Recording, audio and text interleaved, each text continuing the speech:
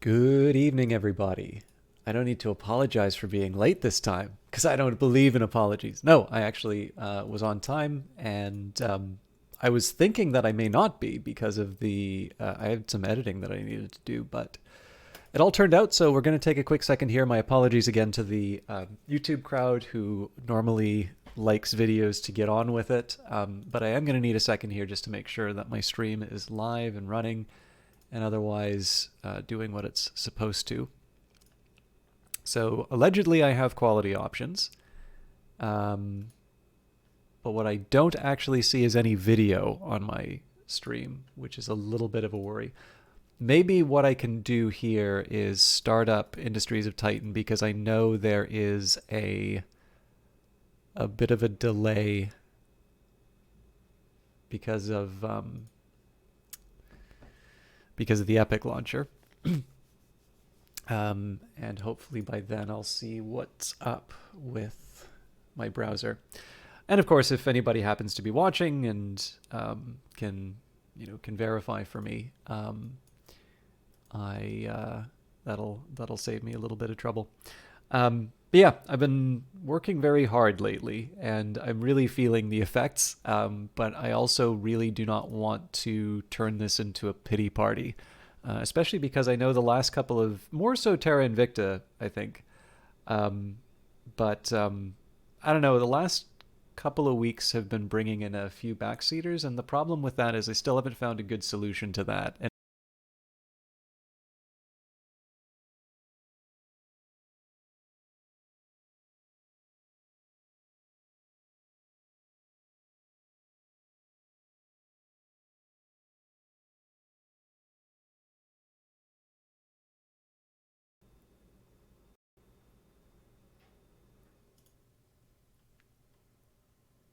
nope. Okay, my microphone seems to be back. Oh no, we missed out on the opening cinematic. Okay, I finally think I see video. Yes. Okay, we're good. So apologies. Here I was trying to be prompt and starting, and we're 3 minutes in almost, and I still don't have a game to show for it. But we will be ready. We'll be ready to go. I am happy to. I'm happy to see that this is all turning out. My God. Sorry, I'm just looking at my phone here. There's a lot of notifications, and I'm really not feeling like those notifications were all that important to send to me. But yeah, so I hope you're all doing well. One of the reasons, so brace yourself. I will talk about getting the key, but maybe we'll do that after the opening cinematic. But brace yourself actually did give me a key for Gauntlet. Okay, now I'm going to shut up and let you enjoy the cinematic. Titan. Everyone comes to Titan with a dream. Our moon is one of limitless wealth. There are ancient riches here for those with the strength to claim them.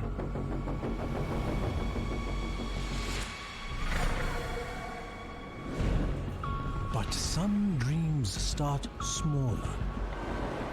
A better life. More dignity, more comfort.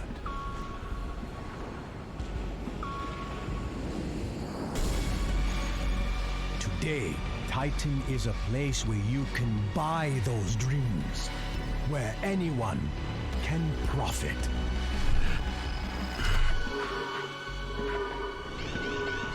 But it isn't easy.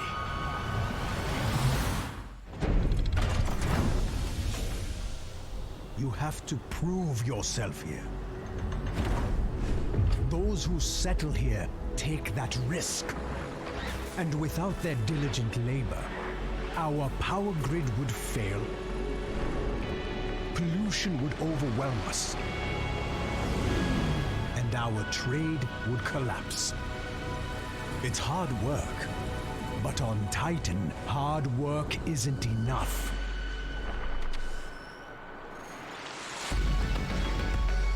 The bold, the strong, Those are the people Titan rewards. Those are the ones who see their dreams through. Exceptional people. Friends to the Council. That is why we're giving you this opportunity, Founder. We expect great things from you. Make sure you live up to our expectations.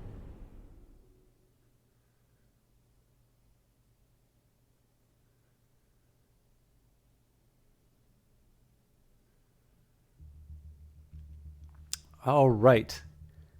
So, yeah, I wanted to talk a little bit about the developer behind this game and now publisher, because I've been given a key for Industries of Titan many, many moons ago. The game is sort of on the eve of its 1.0 release out of early access.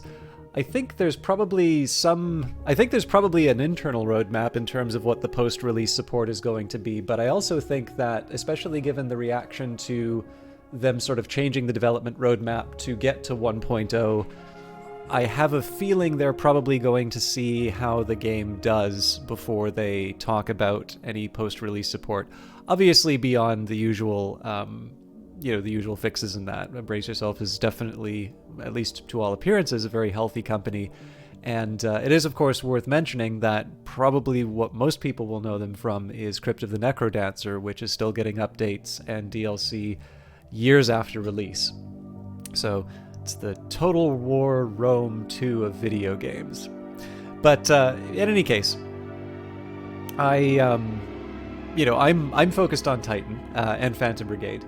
But they very kindly reached out and gave me a key for the first game that they're publishing, not necessarily developing internally, which is Godless. And of course, some of you saw me play the demo for that when it was available as part of the Steam Next Fest. Godless is now Godless is now available in early access. I was actually surprised at how inexpensive it was. So I don't know if that means that they're planning on raising the price later on in the life of the game.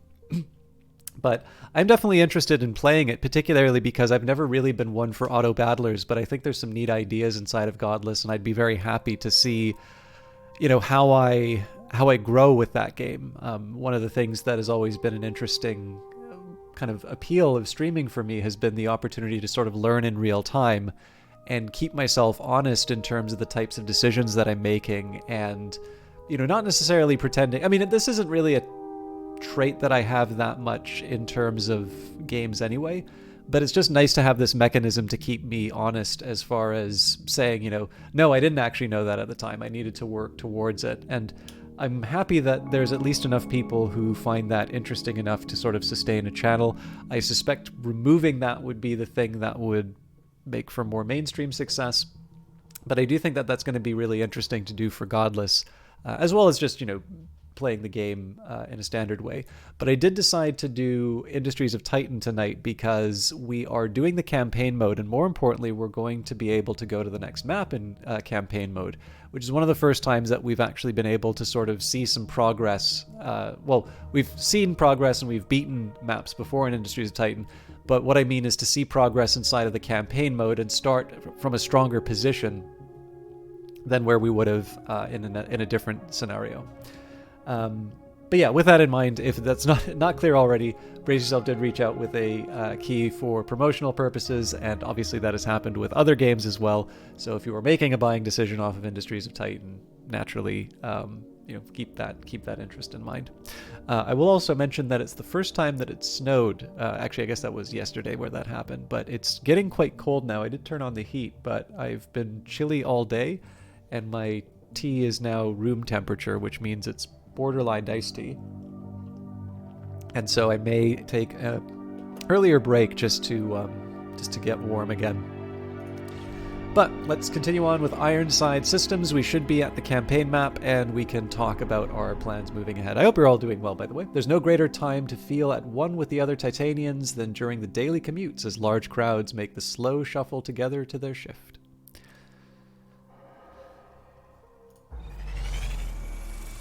So the campaign goal is to capture 2 corporate sectors, which would be these 2 things here. Now I don't get to pick these right away. They're not accessible to me. Also, the red areas are closed off to me as well. So essentially what I'm trying to do is claim something. So in my view, the smartest thing for me to do right now would be to pick a tile that's closest to one of these corporate sectors. In principle, I could have this thing wrapped up in 4 missions, right? So one for this, one for this, one for this, one for this.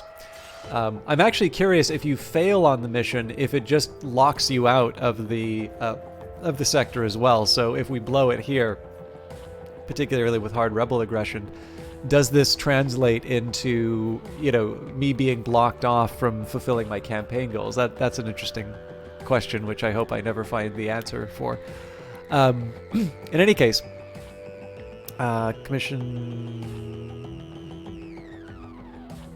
Yeah, okay, that makes sense. I am still going to try and go for the gold victory. It says it's a short run. So at this point, really the question is, what do I want to be spending my points on? It is very tempting to go for employees, but you'll notice that the cost of employees is quite high now. What I might try here, I think I'm going to go for some early victory points.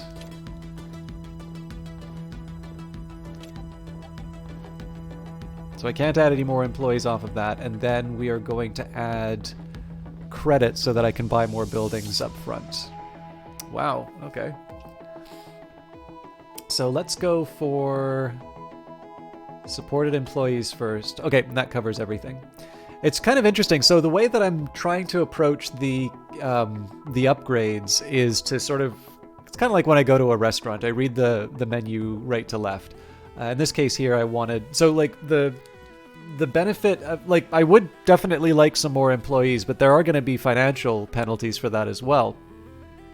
So in this case here, I wanted to try and get some of the other improvements done first. And obviously 2 victory points can really make the difference. So now we only need to get 18 to be able to get that gold tier victory, which doesn't seem like a whole lot until you consider that some of the top level goals are quite challenging.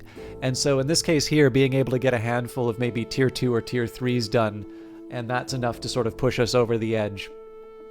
That's why spending the extra amount on the victory points is good. And then of course, in the end too, like if we don't want to go for sort of the hardcore win, actually, I guess, sorry, it's plus 20 favor. It's not plus 20, it's not 20 points that you need for the gold. We'll figure that out in a minute. I think that's determined by the game length. But either way, the aim here is we invest a little bit, at least at a point where it's not more expensive than some of the other things that we want, so that we can achieve our higher level victory in a more straightforward way, because that's going to sort of feed into the ability to do this over and over again on other tiles. But unless I want to pay for the reset, we are ready to go for our next our next City Corp. Different tiers of resources represent different levels of refinement. The higher the tier, the more potent the resource. One thing I really like about the art for the loading in this game, by the way, is it's a gorgeous looking game on its own, but I really like these different perspectives of Titan. In fact, the ones I specifically like is that at least, I'm pretty sure it's all of them, but at least the ones that are most memorable to me are the ones that show you the world of Titan from an angle different than the game. And I don't know, it's just one of these things that kind of in the back of my head, it's like reading the codex entries, which I appreciate I haven't done recently. There's just something really nice about being able to sort of get this image of what life on Titan is like, because the perspective that I have and the type of person that I'm playing in this game is very different from the people depicted in this image. Anyways, let us... yes. Okay, so we could do an insurance policy where we'll get credits for citizen death. I'm tempted to do human resources again, to be honest. Trucks are 100% faster on roads, which that is actually a very tempting one for me. So aerial armaments is just not an improvement I care that much for. I think the ability to have a second ship is much more important than removing weapon limits. And I think part of that is just, like, I tend to get to a point where I'm able to build, well,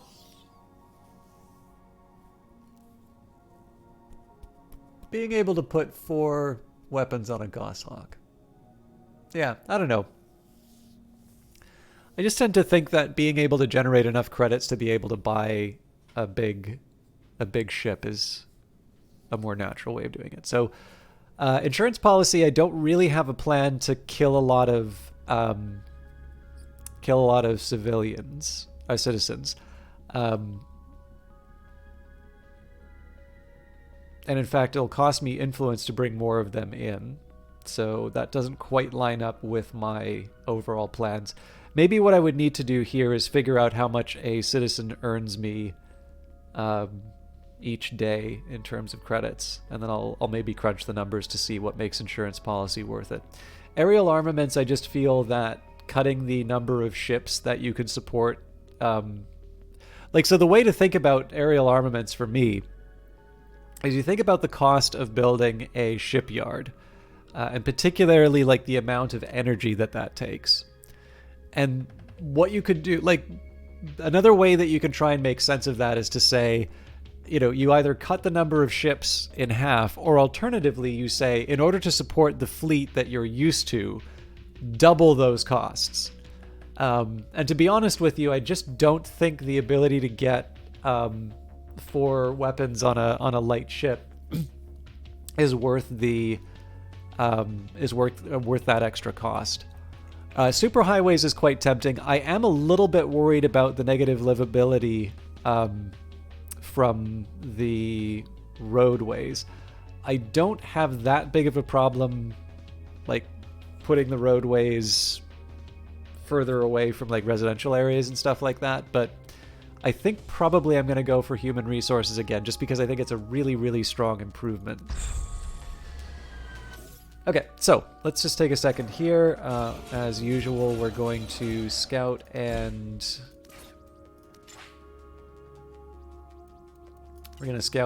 salvage the ruins. I always put survey down below just because the only reason for doing that is I like to queue up a bunch of searches, and then I want, when I can, if I hit a button to extract, I want people to work on that right away.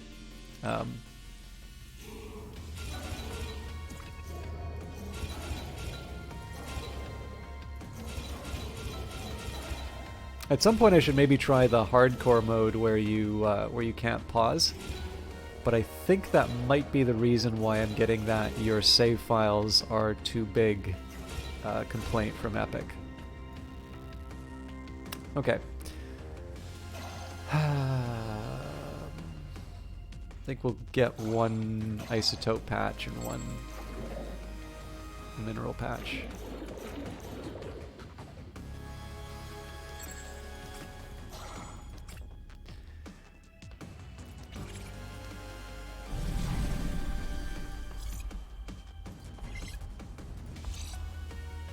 Okay, so these 2 are definitely something I want to follow up on.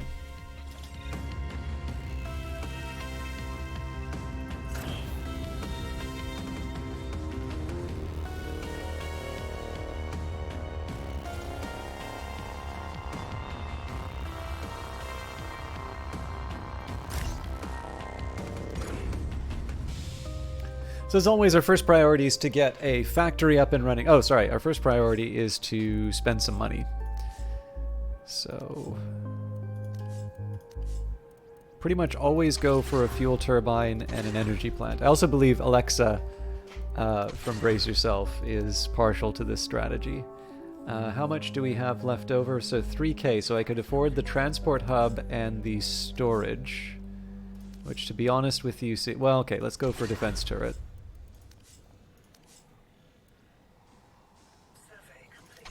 Yeah, nope, these are fine.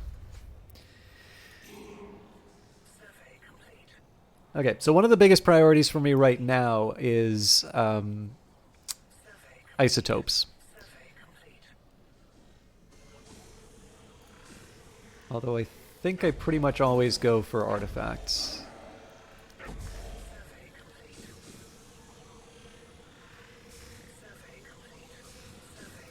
Okay, this is a priority for me when I can.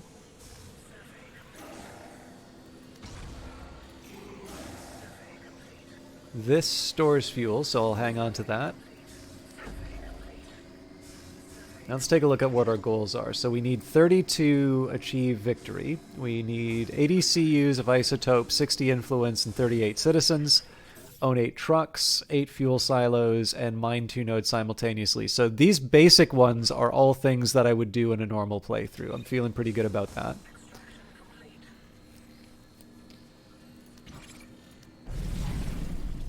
I'm going to go for employee movement speed first, so...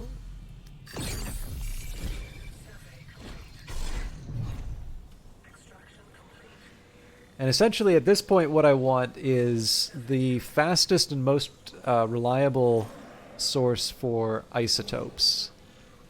So if it has to be a mine, so be it. This is the one that gives me the most, I believe. Yeah, highest amount of waste, but we'll worry about that later.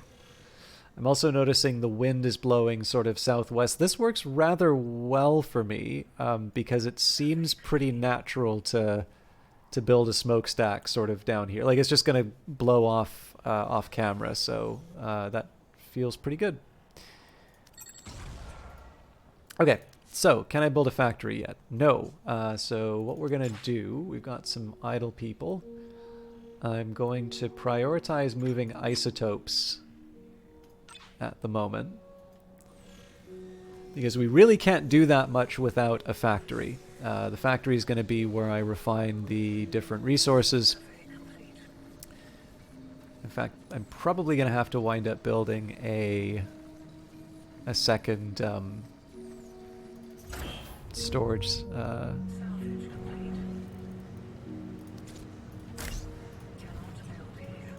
So what I think what I'm going to do here is I'm going to turn off isotopes for this one and minerals for this one.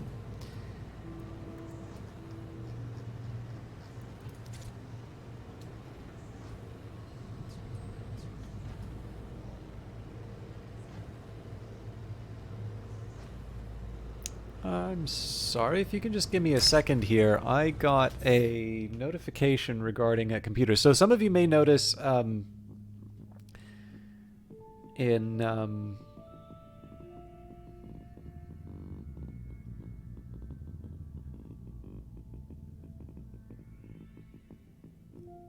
aha.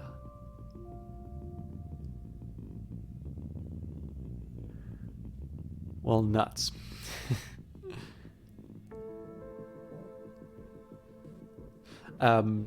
Is getting computer parts.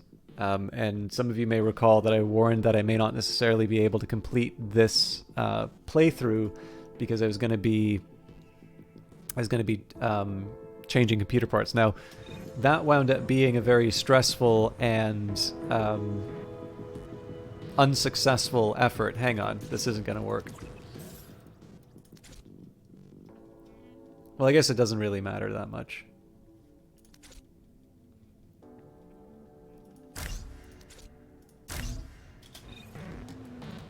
But yeah, anyways, it didn't turn out, so I'm still on the old computer, but I did buy a replacement part. Sent the other one back, and I'm waiting on a new motherboard, which apparently is going to arrive tomorrow. But arriving tomorrow is actually kind of inconvenient for me. I don't know. I'll get it. I'll get it sorted. Okay, so again, the aim right now is just to get kind of get factories and power and all of that up and running. What I think I'm going to do here, I'm going to try and build just the one factory, and I'm actually going to use it to refine isotopes. So I'm going to be very tight-fisted on isotopes, and this may This may actually prove to be a waste of time. But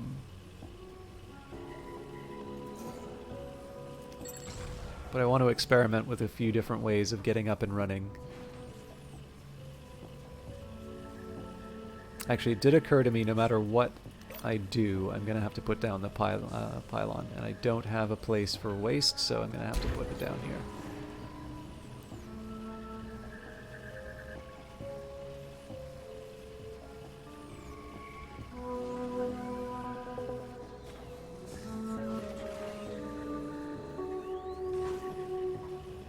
So at minimum you need 4 isotopes to get your first factory and pylon up, assuming that you want to do production outside of the sort of the home.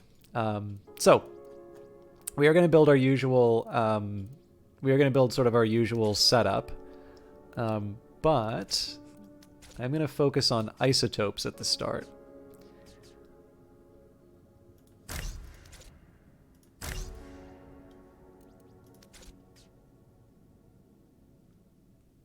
This doesn't feel right.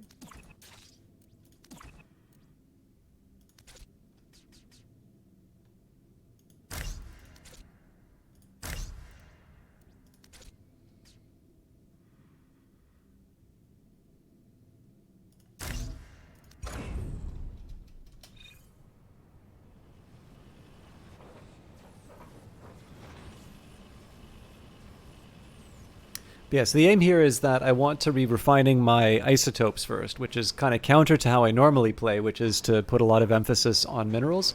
The thing is that I know that I'm going to be getting a lot more minerals over time from the minerals patch, and the factories require isotopes to start off with, so if I can refine them to tier 2s earlier, then that means I'll use fewer in terms of setting up my industry and such.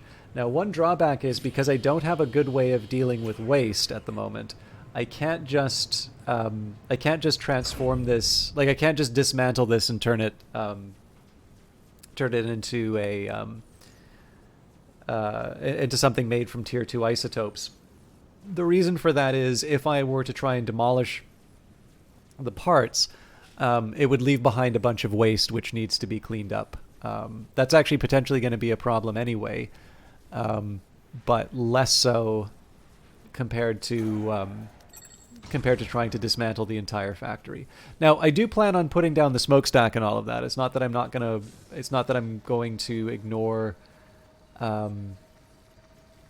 my resources, but I do need to. It's just a question in terms of working out the priorities of most of these things. So I'm going to make sure that I have a waste module, otherwise we're not going to be able to build anything else under the garbage carpet. Then we will build the relays and the other... sorry, the relays and the energy bridge.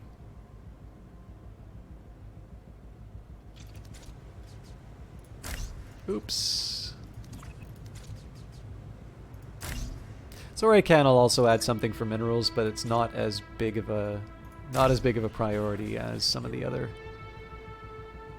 items.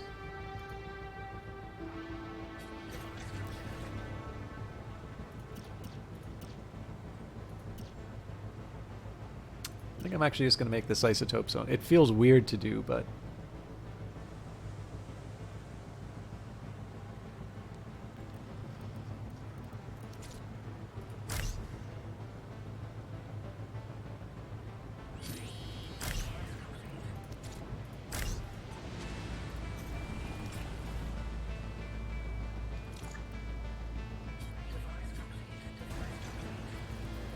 okay, and then for good measure, we will add a mineral input module where we can.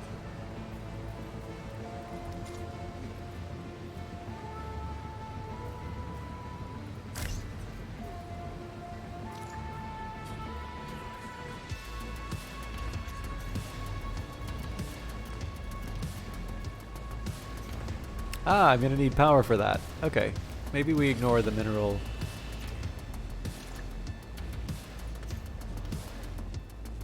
Ignore the minerals for now. We've got our beloved energy drinks. I can improve the HQ employee limit, but I think probably research efficiency is a slightly higher priority for me right now. Salary renegotiations will be tempting to claim as well, but maybe at a future point. Okay, so right now I am full up on mineral resources. One thing I can do now that I've got a dedicated isotope bin, I can actually open this up for minerals. It's better for me, in my opinion, to... Oh, hang on, we don't have the appropriate power. That's no good. What's going on here?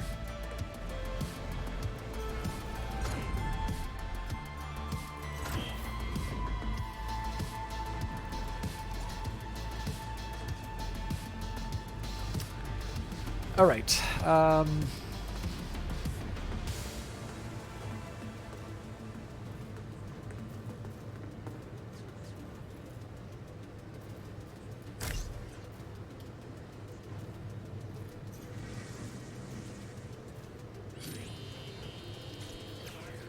Let's put a third down and prep.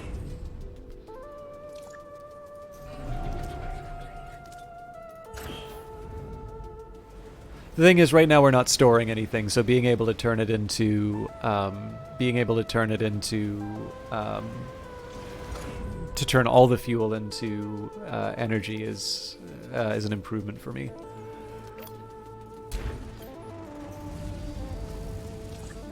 Okay, so what I'm going to do here is I'm actually going to dismantle this energy pylon, which seems a bit ridiculous, but this is a chance for me to recover some more isotopes.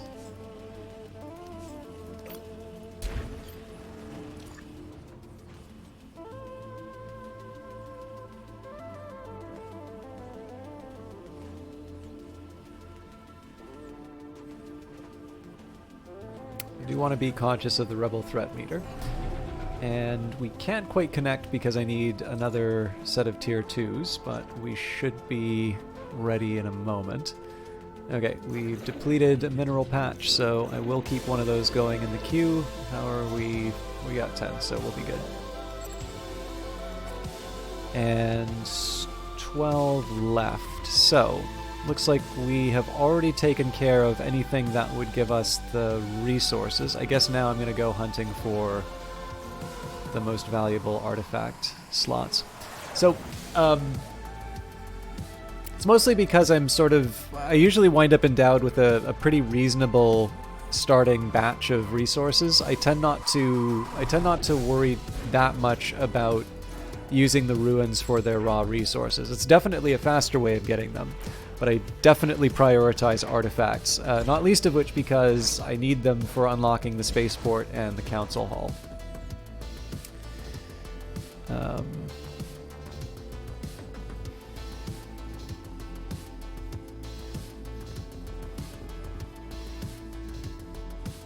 I am a little curious in terms of what the combined factory is going to look like. And of course, now that we've built up the higher level factory, I'm actually going to turn the attention towards mineral refining. Okay, that's not a bad place to be in. So in fact, what we're going to do here, I'm going to turn off the input module. Okay, so I gotta turn this thing on again. Now we turn it off. So I'm going to dismantle the isotope side of this. I'm going to turn it into a mineral input module.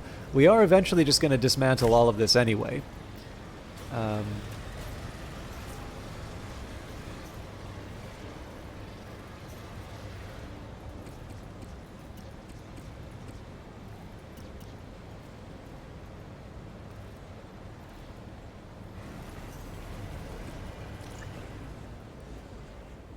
I think I'll just make this mixed for the next little while.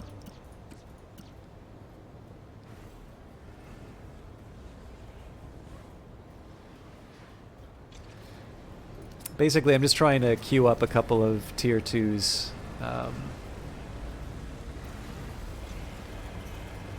So one thing I can do here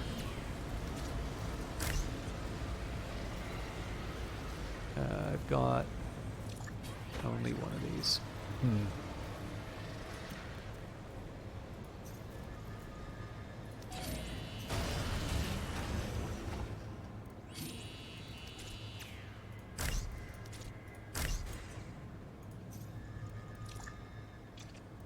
Oh, but there's no place for the minerals.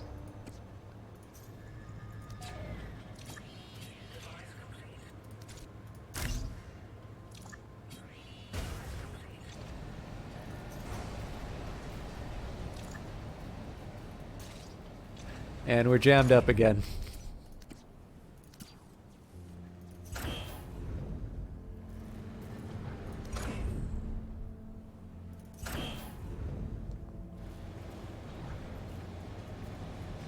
Okay, so let's go. Oh, that's the wrong spot.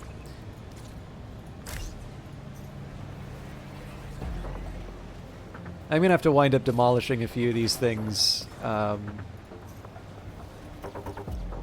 anyway.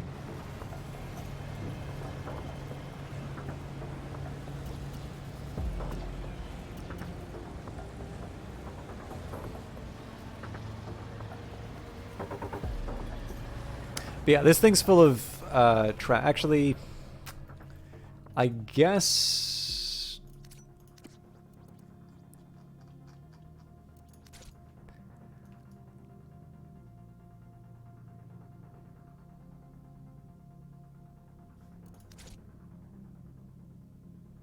I think it was tier 2s that I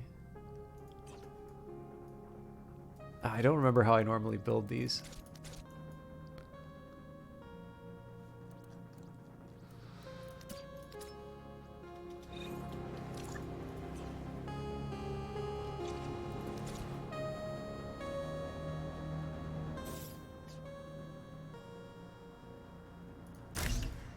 Misplacing a waste receptacle is a bit riskier than some of the other places you can put things, because waste receptacles spew out trash.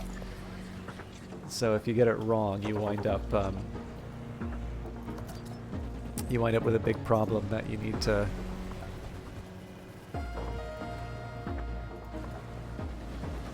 try and manage. So start by demolishing this one.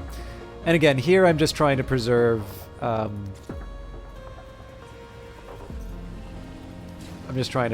my resources. Minerals are a little bit less of a priority than the others. But I don't know. I get in optimization mode, and I pretty much cannot be stopped. All right. So once again, I have made trouble for myself.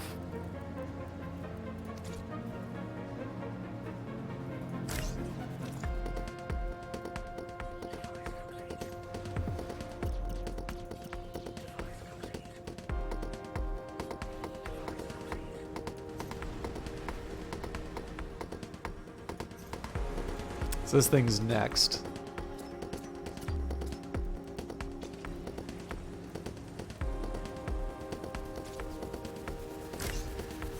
And eventually I'll do this to the level 1 processor, but that's going to be at some point in the future.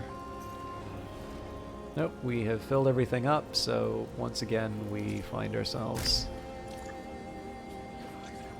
messing around with the... Okay. I do eventually want to try and get the waste receptacles in a slightly better state, but we'll worry about that a bit later. Right now I want to try and get the tier 2 to tier 3 lineup.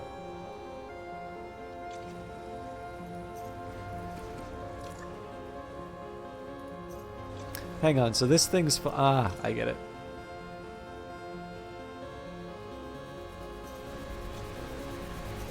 Good lord, how did I...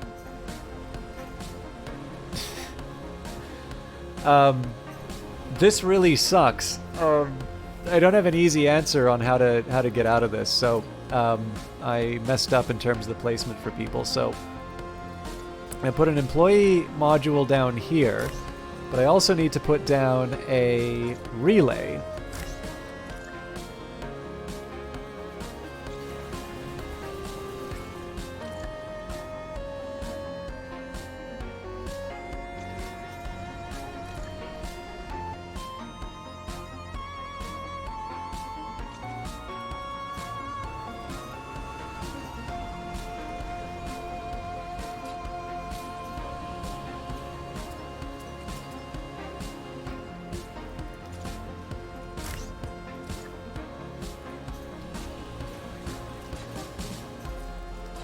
Alright, so that was very annoying, but I only have myself to blame for that. So, like I said, next priority is tier 3 refining. There's a usual setup that I do for that. And then at this point, it's really just a matter of waiting until we can afford all the bits. Oh, don't have a worker assigned to it. So I can afford, in this case, to let the tier 1 minerals just sort of lie on the ground like this, because I'm going to be working... hang on.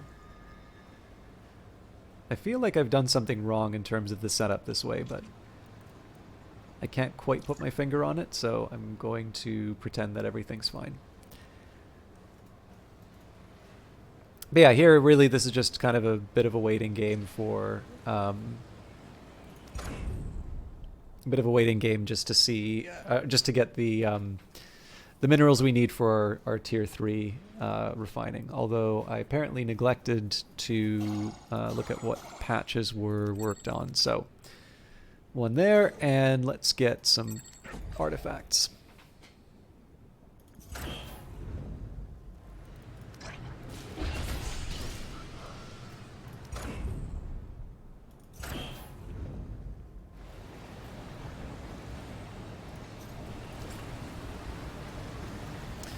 Okay, we've got our 50, so that one goes there. And then we just need an output, and we can start investing a little more heavily in some of the improvements. Oh dear, we're already spewing out garbage. This is not necessarily the smartest move on my part, but I am going to try and build a bit more waste storage. I really don't want to have to deal with that problem quite yet. It's going to be a problem I need to deal with, but it would sure be nice to be able to put that off for later. I'm pretty sure this is how I build it.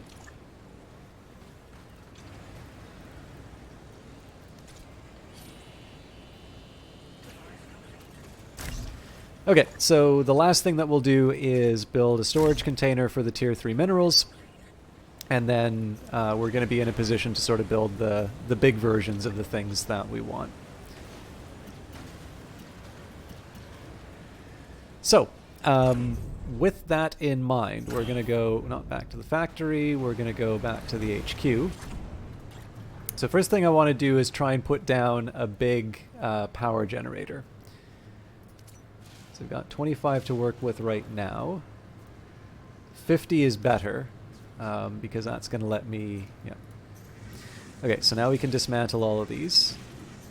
In fact, I'm also going to dismantle the fuel fabricator. So this completely shuts down my industry. But I'm doing this kind of so I can... Oh, actually, I'm going to have to also demolish the storage container because I built that under a different set of assumptions. Okay. So this is the basic infrastructure side of the equation.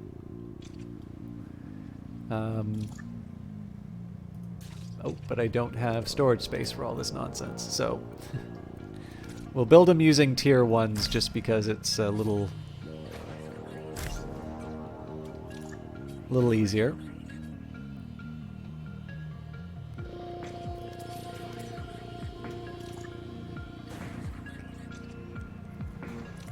So I'm going to wait till we get a tier 3 before I start messing around with any of the other components. Alright, so big storage here.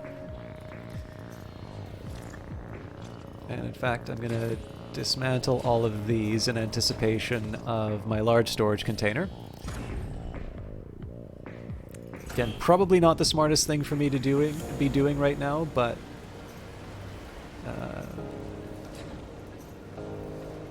I want to try and impose some kind of order on the project. Again, this is one that scares me a little bit, but I'm going to knock out a few more waste receptacles again, and on the vain hope that we're able to do something about these.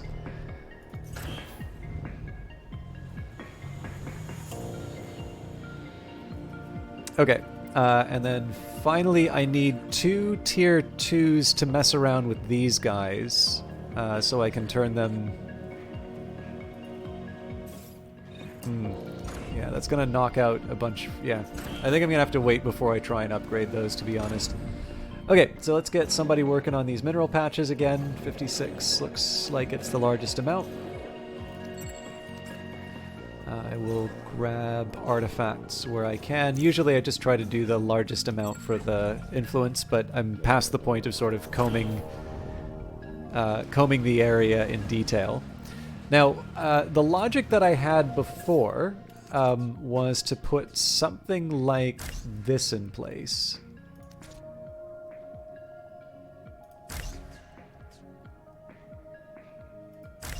That works pretty well. The question's going to be, how do I get the relays in a sensible place? Well, that looks like that gets solved as well. So we'll start with one. I wonder if there's a better way of...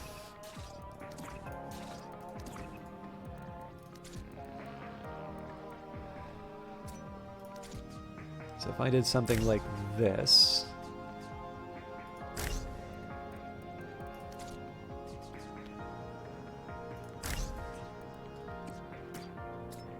So that would let me put one relay down that covers the 2.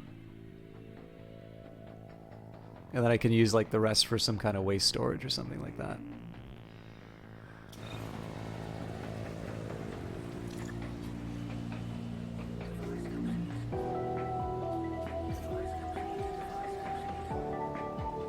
But needless to say, we're doing all right as far as our waste is concerned. So maybe what I do for now, I'm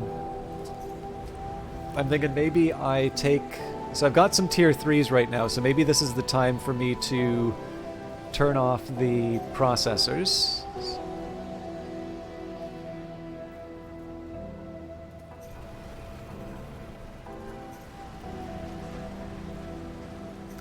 So the idea here is I'm going to dismantle the... Oh, I think I need to...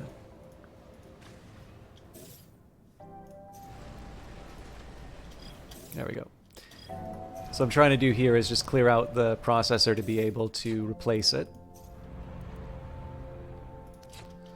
So that's going to give me a nice big stack of tier 2 minerals, which I could use. Assuming I've got the storage space for it. But more importantly about those tier 2s is that I'm going to use them to start up my... my second production line for isotopes.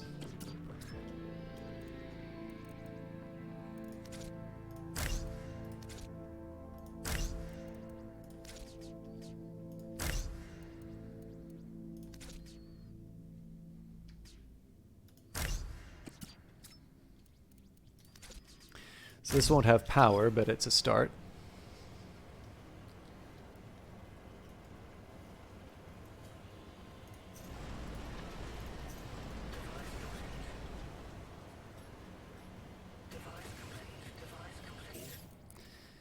Okay, and then we do the same trick that we did before.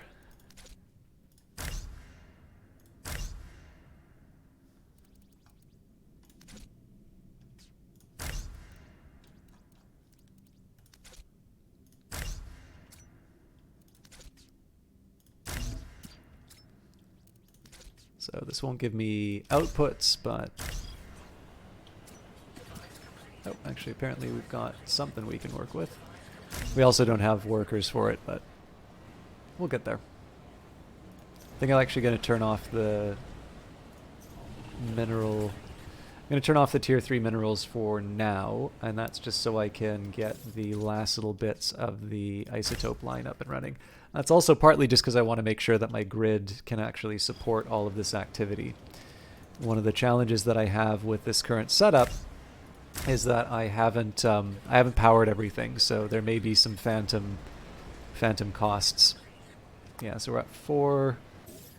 It's going to knock down 1, but we can... I think we can afford the rest of it. Okay, so we'll put a receptacle for tier 3s, and I think...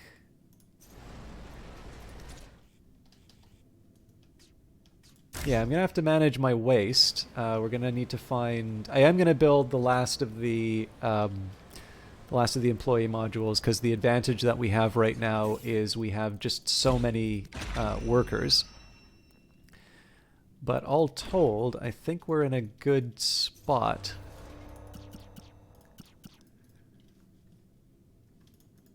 What we'll essentially be doing once we've got the last couple of lines up and running is we're going to be focusing on getting those those power plants and fuel turbines up and running.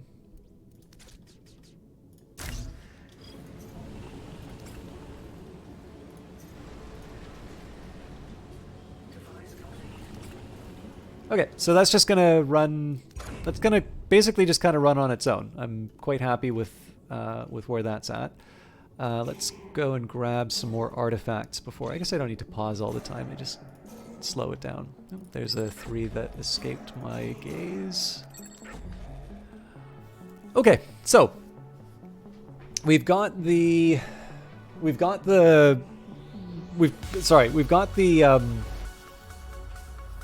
production lines up and running. We're going to be able to build our fuel turbines and our energy plants. The question before me now is, do I put the effort in on earning the credits, or do I put the effort in on building up the fuel and energy? The thing about ignoring the fuel and energy is that it's all well and good for me to build those places for the people to work, but if I can't power them, that doesn't really count for anything. So it makes me feel a little bad that I'm doing it this way, but I am actually gonna wait and save up so that I can get a fuel turbine and a energy plant down. So we need 200 for that. And the problem here is that just means we're going to have a lot more waste generated than what I would normally want. And that's just, again, I'm making a choice. I'm picking one set of problems over another. I don't even know if there's necessarily an objective. Oh, hey, Tikri, good to see you. I'm sorry if I missed your chat earlier or if you just said that. I've been trying to be a little bit more efficient in my opening moments of the game.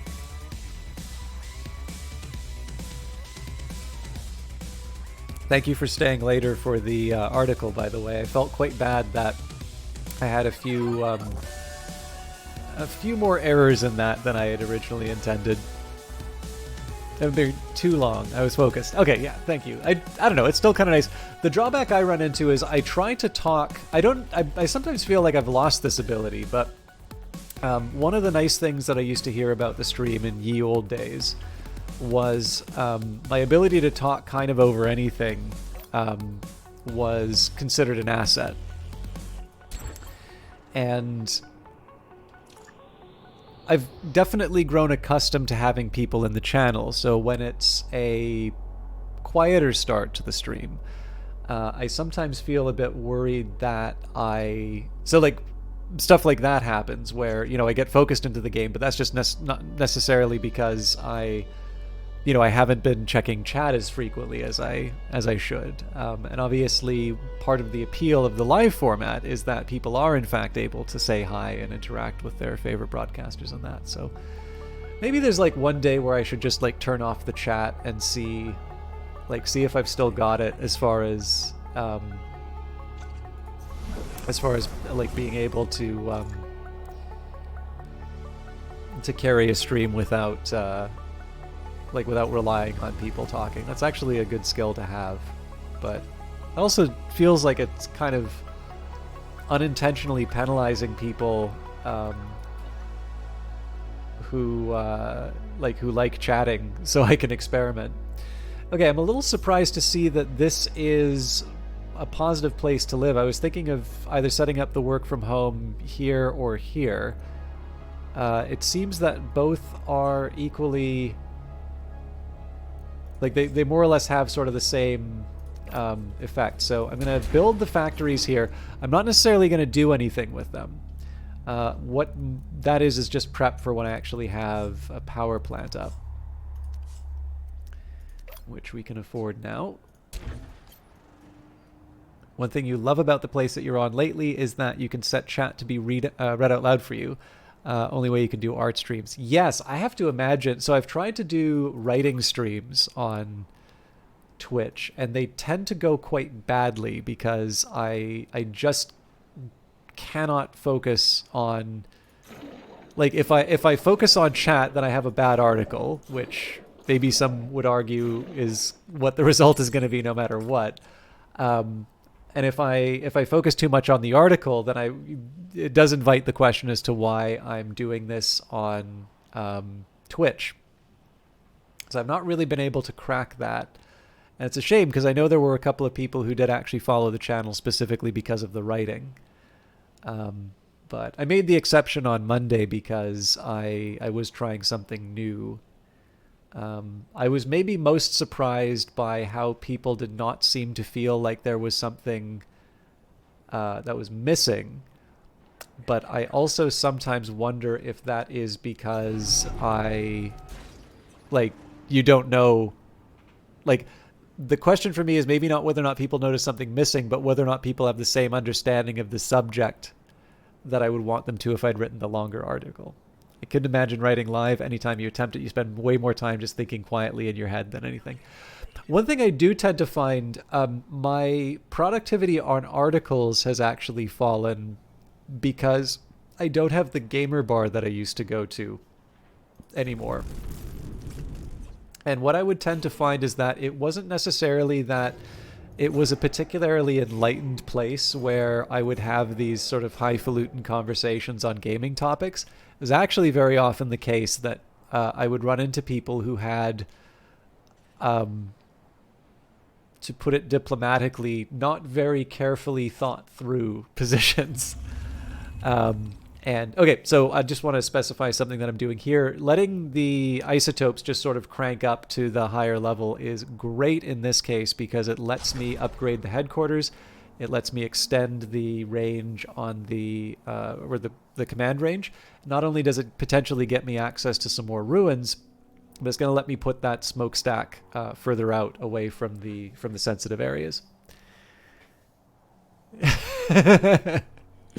I am very glad that I'm not the only. I was not the first one to bring up Electric Six in the chat. But yeah, so like I can remember like what. So some of you will know the EA article, which is easily one of like I don't even know if I'd say one of. It may be my favorite article I've written. It's definitely not my most popular, but it's I think it's. I definitely feel that I was in fine form on that one.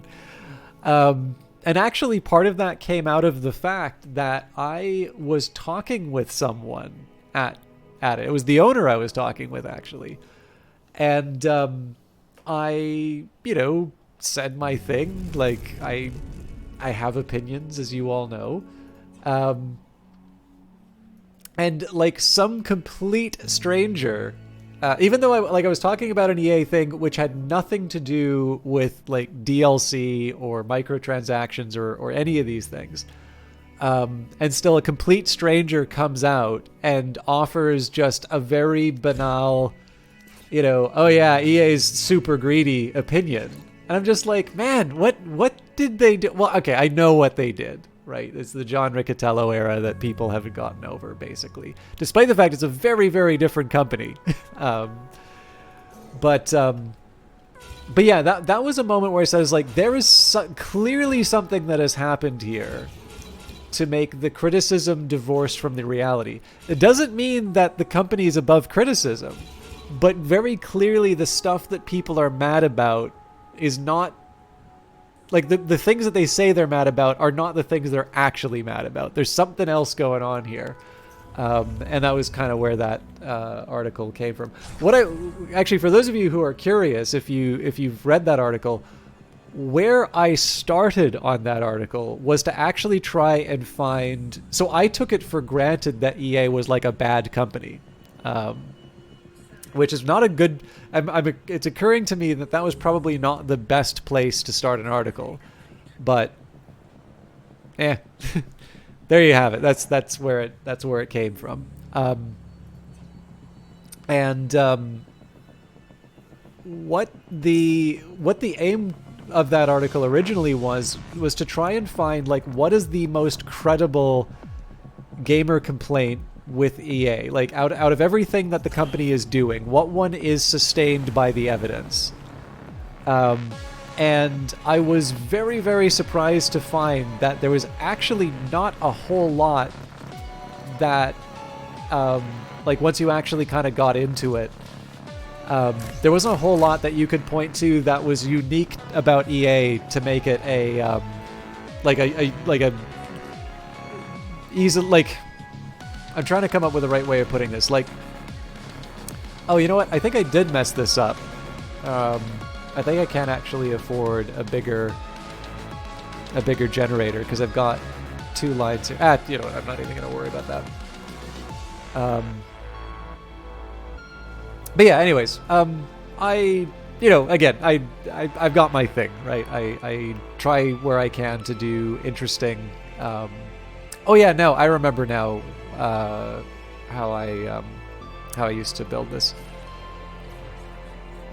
But yeah, so anyways, the problem is that none of the things that I could, like none of the things that I was really working hard on trying to establish could stick. And so, eventually I just kind of turned the article around and wound up with the one that I did, for better or worse. I'm happy with it, but now one thing I do want to mention here, this inert ruin. So normally I would like the energy relay. The drawback is that it keeps me from being able to build the smokestack where I want it. So I think in this case here I am actually gonna break down the inert ruin. Well, I don't know. See maybe if I can direct the... I'll see maybe if I can direct the roadway somewhere else. I'm not actually in a spot where I can build the smokestack yet, so I want to double up the fuel turbine and energy plant before I go too much further. And I should probably consider building the defenses before I invest too heavily in. Survey complete. Survey complete. Survey complete. Okay, so sensors on this far end. Honestly, it's more convenient if I keep this roadway open. Survey complete.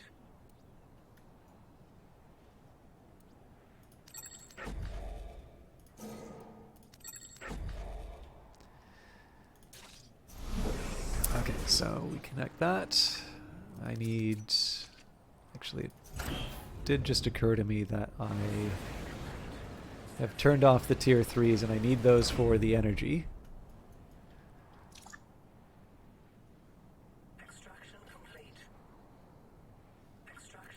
I can also maybe relax the rebel threat a bit by investing in some tech. So definitely improve the resource harvesting rate. Ad revenue is good. Okay, yeah. We got a few here.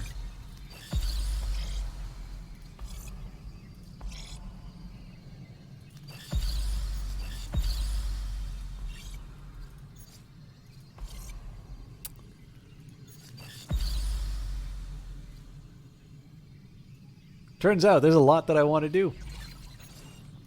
So I think I'll work on the HQ range first.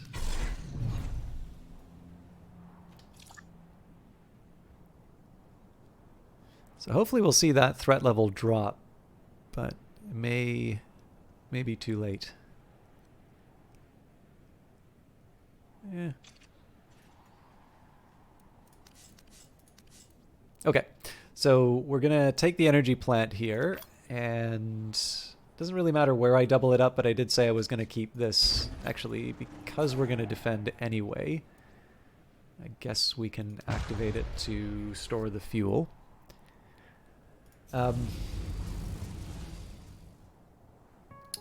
One small wrinkle in all of these plans is where I put the defense turret.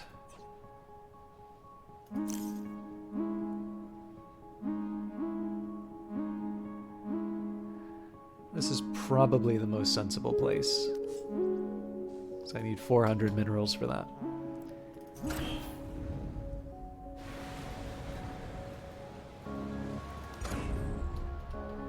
But yeah, so it's going to be a bit of a waste between... it's going to be a bit of a race between that and the garbage for the next little while.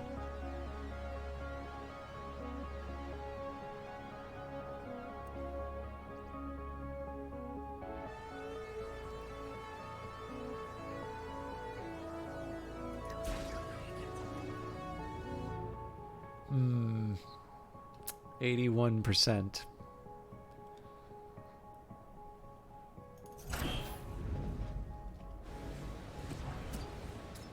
There's a couple of little cheats I can do here.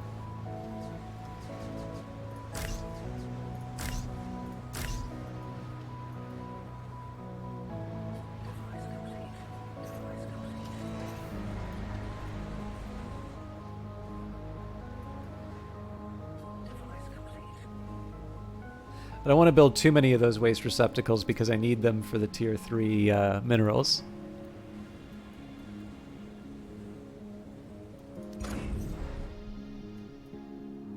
But I'm pretty sure we should be fine.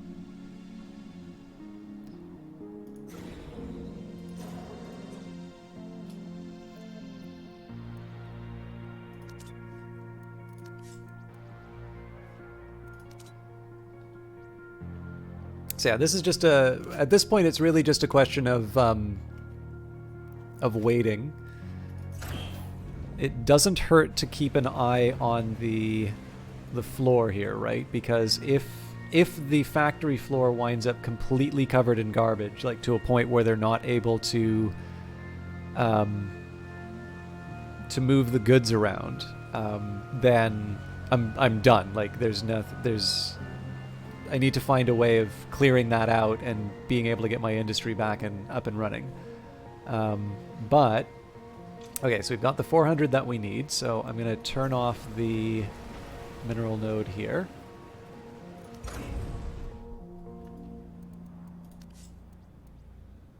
So defense turret goes down here. I'm going to need more isotopes, so we will turn on that patch. So the next thing that I need will be the smokestack. So that's only 100 mineral CUs. We may get lucky. Actually, you know what? Let's just turn that thing back on. Let's see if we can get 4 more of these things cranked out. I'll still put down like the waste receptacles and all of that, but let's see if we can get by with the... Let's see if we can build the smokestack before we get in trouble.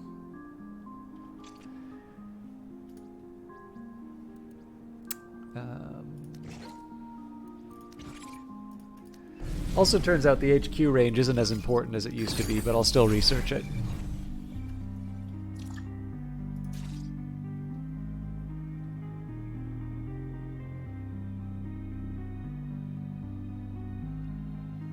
So the plan here is I'm going to build... So it's not just that I want to build the smokestack here. I want to have a roadway. And then I'll build the second part of the smokestack on this area. And that means that I'm going to be able to have roads that go to a mineral mine and an isotope mine without investing too much in terms of command centers. Probably should have been paying closer attention. We do have enough for the smokestack. Now I'm also going to need to find a place to put down the... I did tear down the... I'm actually going to upgrade this pylon to a tier 3 right now, because it occurred to me that I'm going to want to get all this stuff done before the rebels show up. But yeah, I'm going to need to find a way of getting a relay down there as well. This is one of the reasons why the HQ range is still a good idea. I don't think I need to worry about the minerals as much as I used to now, so we're going to turn off the tier 3 line for a bit. And we're darn close to the point where we need to...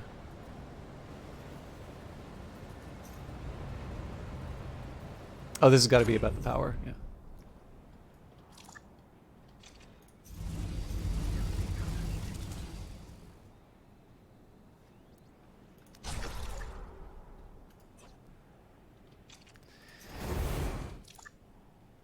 So this pylon here wasn't strictly necessary, but you can see that I have a little bit of fancy footwork to do to get this smokestack powered. I think what I might try is clearing out these ruins.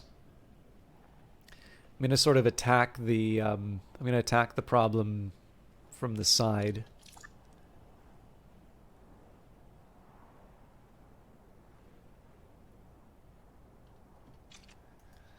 Whew. Alright, well, we're not going to get 144 in time, but we are going to be able to power all this stuff, which is important. Okay, so essentially we're just waiting for the rebels to show up here. Let's see if we can get this smokestack up and running in time. Okay, so I can't put the energy pylon here or here. I can't put it here. This will be too expensive. This is possible, but basically I'm thinking about building this roadway to the mineral nodes and such. That's kind of where this got complicated. So what I'll do is I'll just upgrade this. It's a little bit of a waste of isotopes, but in the long run it's worth it.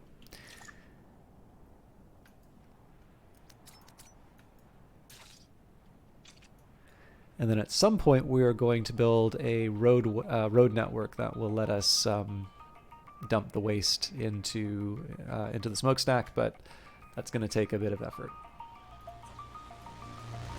What I might do is build the transport hub here.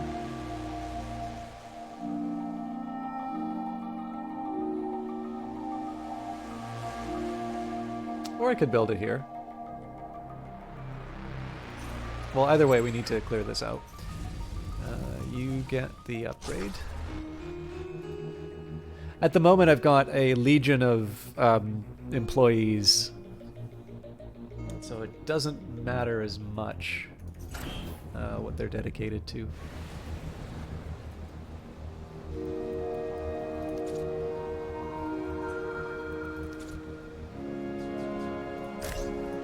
Okay, so I also have... Actually, you know what? Let's go... Please tell me I didn't build these with 3s. Damn it.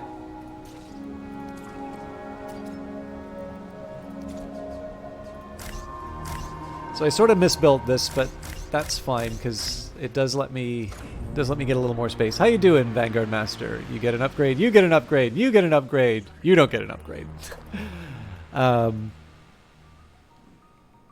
still haven't built any batteries. Let's get the call to arms in. Just working as usual. I actually got 3 videos done, which I was originally thinking might have been too ambitious of a goal, so I'm... A council patsy is no match against my righteous fury. Ooh, that's not a great place for those rebels to be coming from. And we can't bury... Okay, good. They're still coming after us. And we've got Zoran. I really, really like Zoran's voice acting in this. Like, Bauer's also really good, but Zoran, it really feels like... I don't know, it really feels like they're going to 11 with him every time, so... I'm a fan.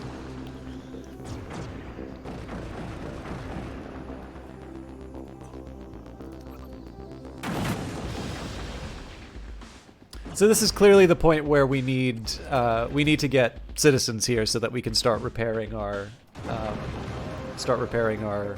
material. In fact, if this defense turret catches fire, we're in serious trouble. So maybe let's get started on the work from home setup.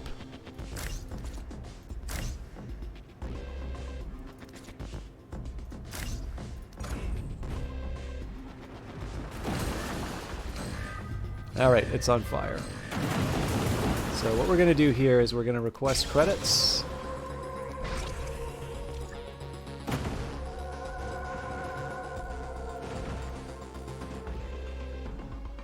So obviously that's not my favorite use of influence, but it's what I've got, right? It keeps us alive.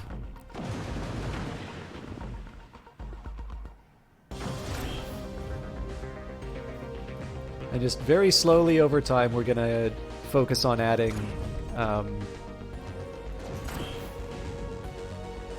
we'll focus on adding what we can.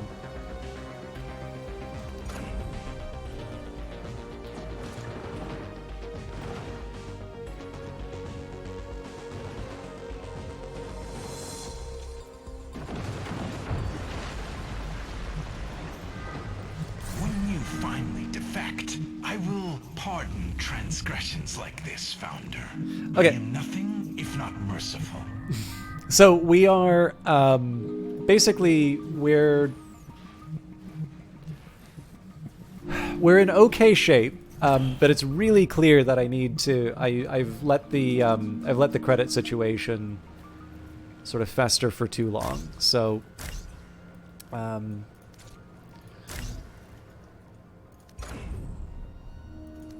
I don't have a ton of options. I think I kind of need to build this stuff as it becomes available.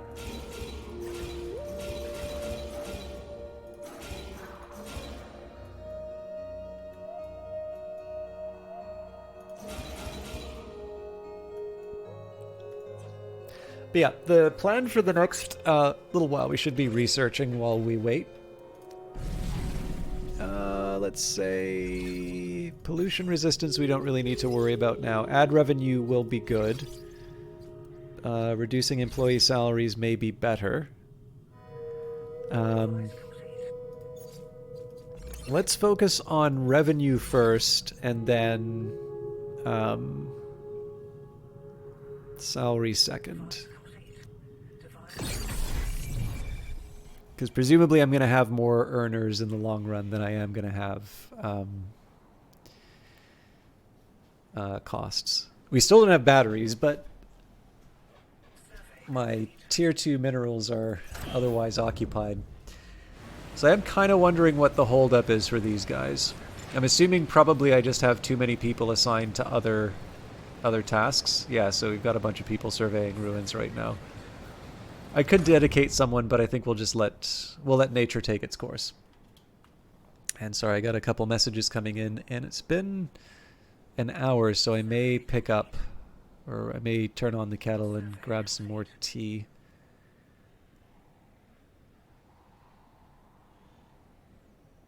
Survey complete. Survey complete. Survey complete. Survey complete.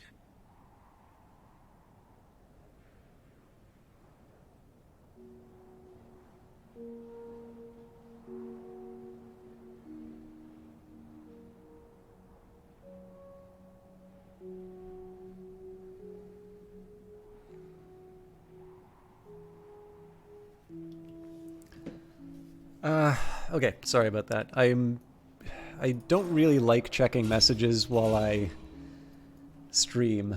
The drawback is I do quite care for some people who I hear from. The difficulty is that sometimes everything feels like a crisis, and it's hard to identify which ones are the things that need immediate attention.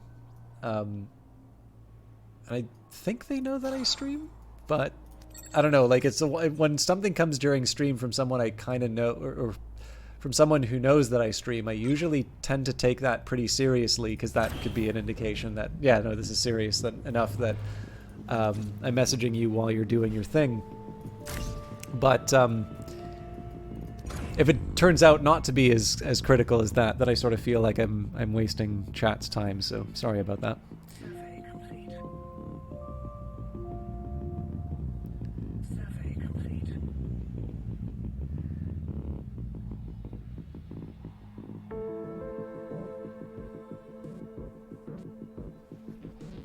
Okay. So yeah, sorry if I wasn't clear in terms of what the overall plan for the Citicorp is right now. I need to get the work from home setup in. The thing that's holding it back is the number of tier 2 minerals. Now, technically, I don't need to build this out of tier 2 minerals. I can build them out of tier 1s. I may even go and do that and then just... Actually, you know what? This is probably not a bad idea. So what I'll do is I'll get the people into the... I'll get people into the Citicorp first, and then I will rebuild as tier 2. That's probably a more sensible way of working it out. So again, we'll demolish all this stuff later, but this at least gets me a bit closer to my ideal.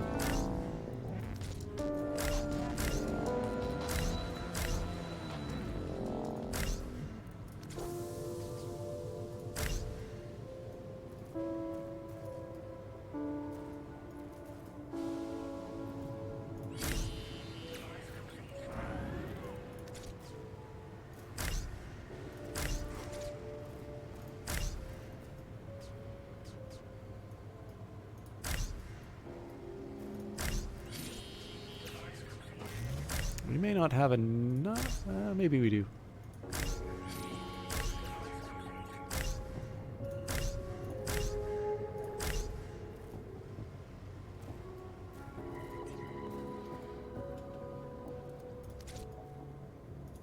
There's going to be a lot of replacements when the time comes, but yeah. So there's two, in my opinion, there's two drawbacks for building this way. One is the so you have more resources that are being brought in, so it takes longer. You basically need more trips. And then second of all, again, you are taking resources that could have turned into tier 3s, and you're using more than one of them to build something. But the reason why I've broken from my usual habit is that, so first of all, I've got 22 tier 1 minerals after doing all of that, so that's not a bad place to be. But number two, it's actually quite important to me to get as many people in the Citicorp as quickly as I can. So with that in mind, I'm kind of willing to bite the bullet and let...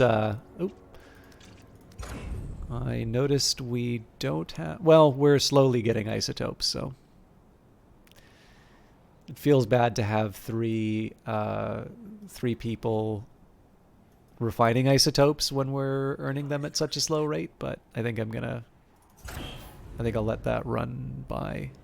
But yeah, so anyways, overall I find it less than optimal, but in this case, again, I want to have as many people in the place and earning me money as I can.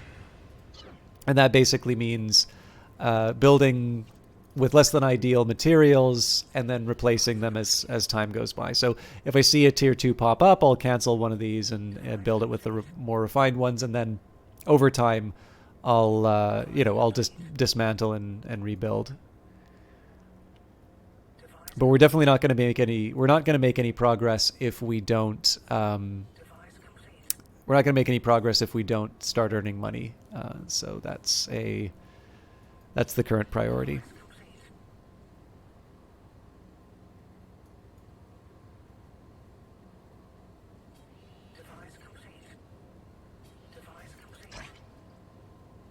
So the storage is going to be a problem here.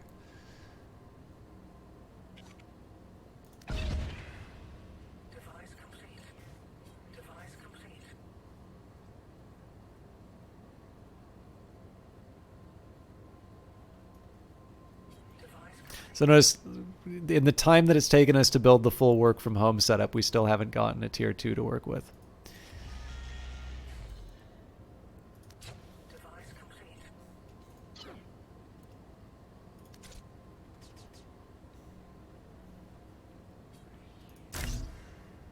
So it's pretty straightforward, right? Whenever I get a chance, I just dismantle one and replace it. As long as it's not during a workday, that's fine. If it is a workday, then I'll wind up replacing the habitat pod. And that's assuming that it's not occupied.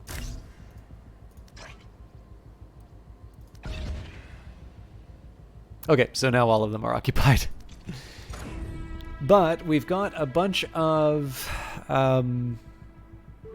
influence we can work with. So I'm tempted to take these obsidian ruins. Actually, it's probably better for me to clear out this big 80 influence behemoth.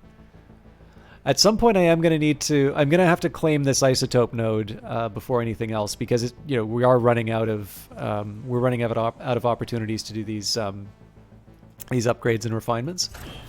But I would prefer, as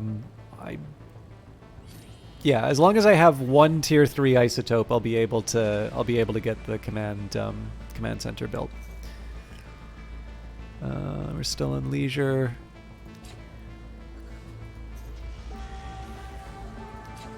It's probably better if I just go from the inside than the outside. I don't think there's going to be a good way of getting this transition done, but I'll do my best with what I got. So I think I wanted to, clear out employee salaries next.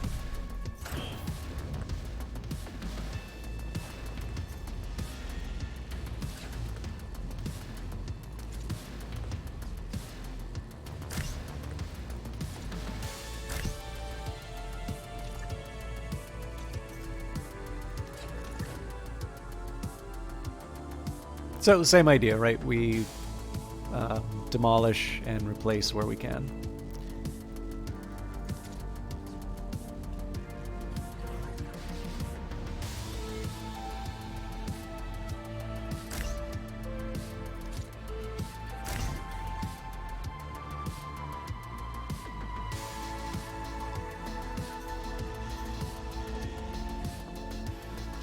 I am rather sad to see this waste moving the direction that it is, but we also didn't build a highway to feed the smokestack, so it's not entirely unexpected. It's just inconvenient.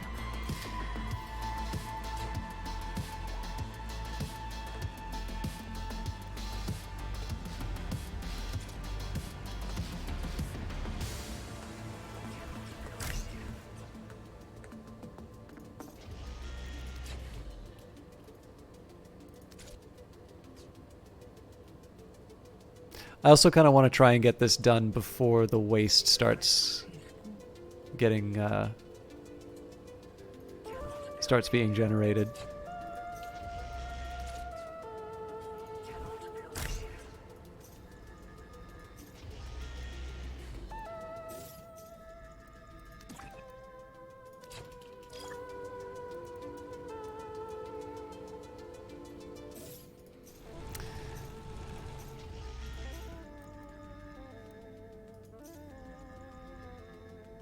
So I can afford 2 more.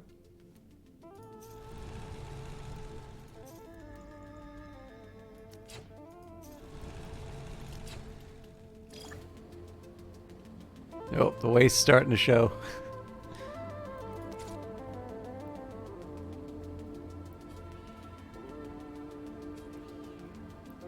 What are you people doing? Clear this one out.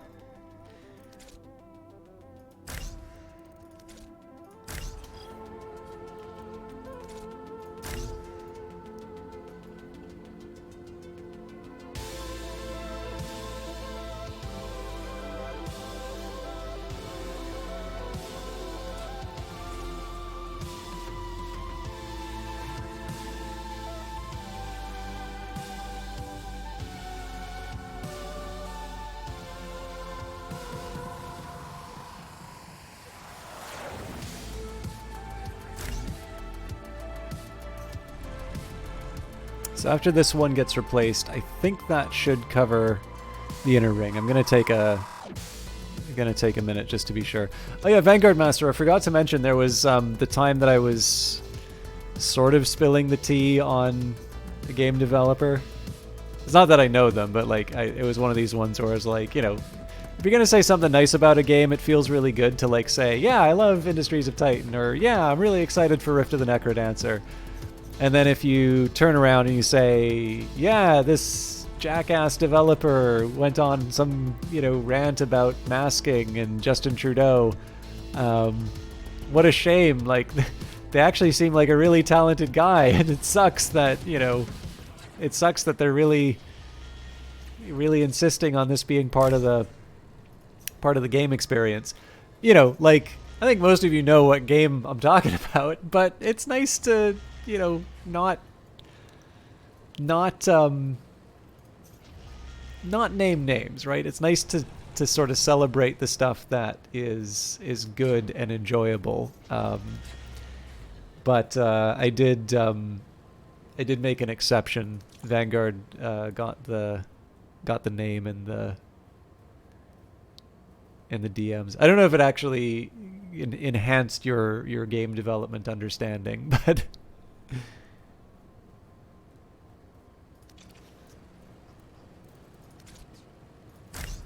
and as always, I mean, it's one thing for me to have opinions on things, but I'm definitely not a prick. The only thing I really get to make serious claims about is data. And I think that there is a lot that could be improved in terms of game data. And some of it is just like basic stuff. Like I can remember seeing an article and somebody I should have been paying attention. I'm at 100 influence. Someone like put down this graph, and like they ordered it in such a way, and like the insight of the article was like, and look how amazing this is. It fits the like supply and demand, you know, curves that you'd see in your econ classes. And like I kind of took a look at it, I'm like, but that isn't the supply and demand curve that you'd see in the econ class. Like it looks like it's been designed to look that way.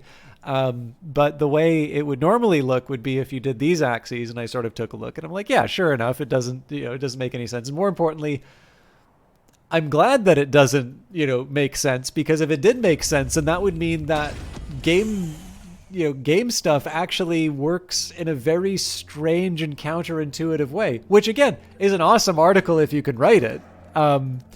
But usually isn't true. So this is a bit of a sad one for me to demolish here. The inert, the activated ability was actually very good. But again, I need to be able to run my roads through here, and this was going to be where I built the smokestack. So it's a shame, but it's it's just what I'm currently facing right now. But yeah, so like that sort of stuff, I feel like I am in a decent position. And again, I tend to prefer, I don't feel like I can't criticize some game data stuff. I just don't necessarily think I would like to build like a reputation as being the person who, you know, does the takedown or whatever. Like, I think there's just better things that you can do. So I think it's good to offer a correction, particularly when the danger is that people are going to be misinformed. I should have followed my own advice and not done anything during the work. I'm assuming we're gonna fail. Oh no, we do make payroll. Cool. So we'll just run through the day, and I also should be thinking more about where my isotope node runs. So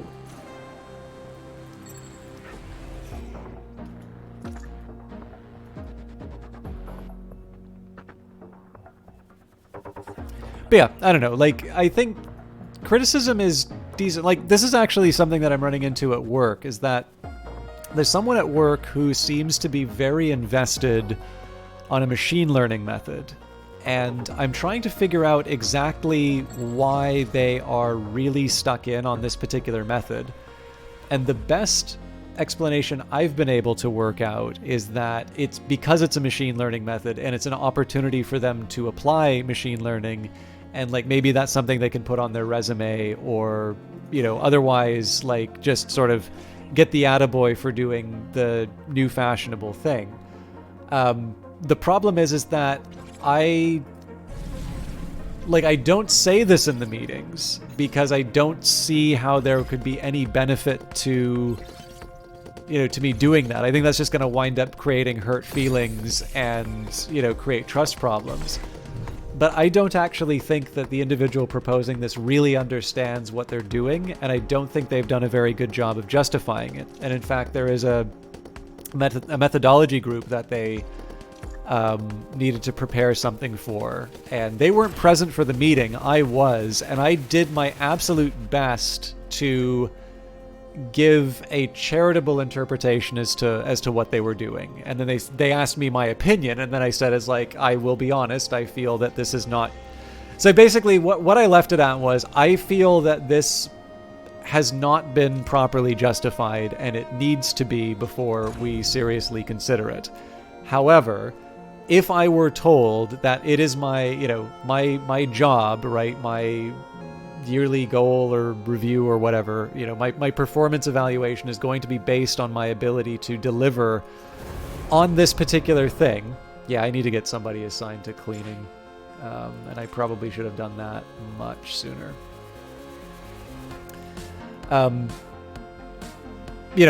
Here's how I would do it. Here's how I would justify it. It's like, I don't think, basically what it came down to for me was I sort of said, I'm not convinced. I don't necessarily think I don't think it's done a good job of justifying its existence. I've got space for 6.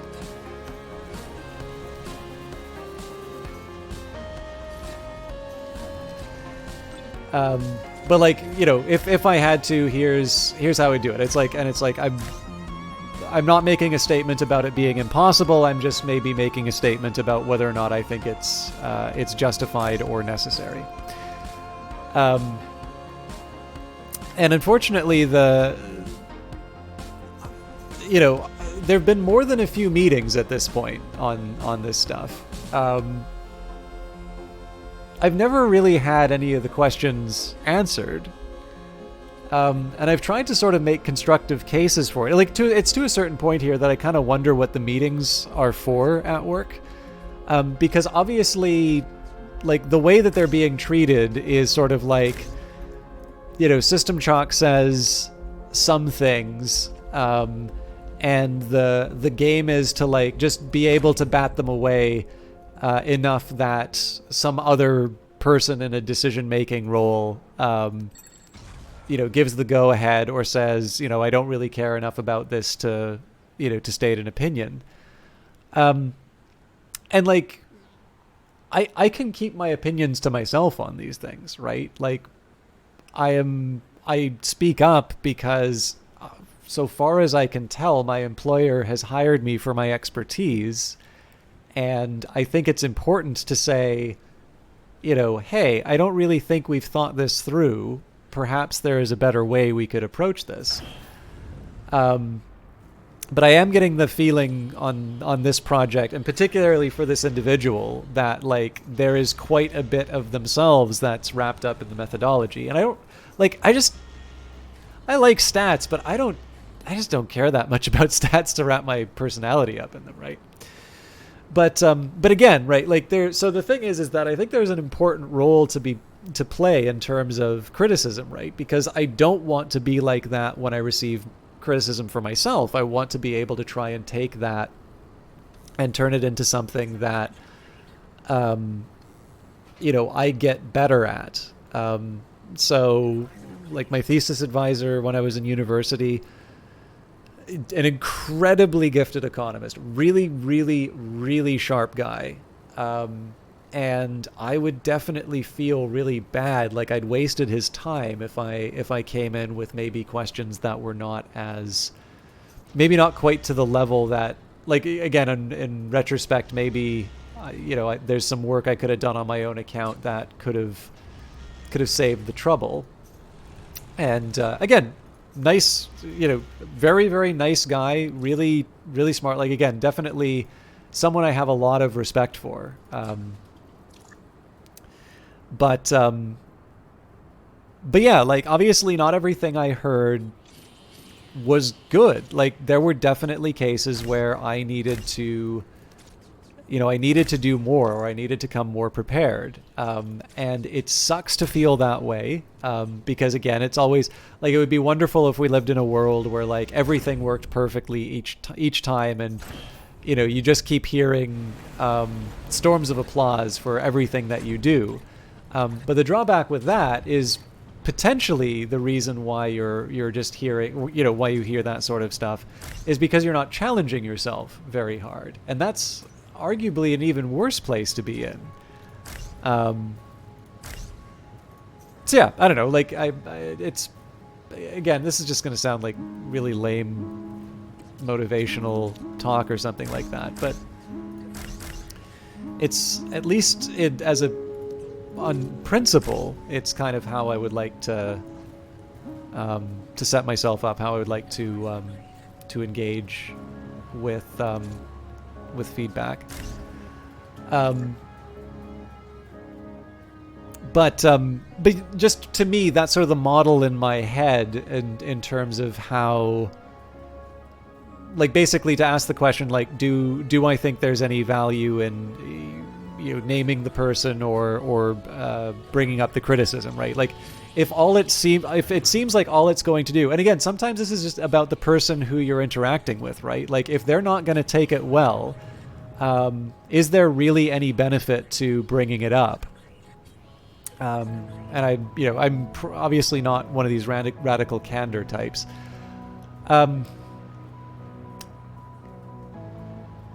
But one thing I have learned is that it can be very beneficial for other people to talk about mistakes, right? Sometimes watching someone, fall on their face can be instructive and will help you, avoid a similar fate. And so I do still feel in cases that there is some value in sort of discussing that sort of stuff as well. And so again, it's where I kind of need to be honest with myself most of the time and ask myself the question, like, am I doing this because it's fun gossip? Which, hey, gossip is fun. We wouldn't do it if it wasn't. But maybe be aware of that being my intention, and that being the reason why why that particular conversation is happening. Nuts. I actually don't have a good answer for how to fix this.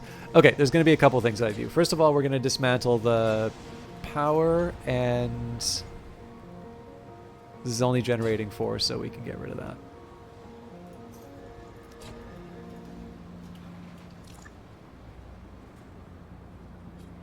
This gives us a little bit more flexibility for processing.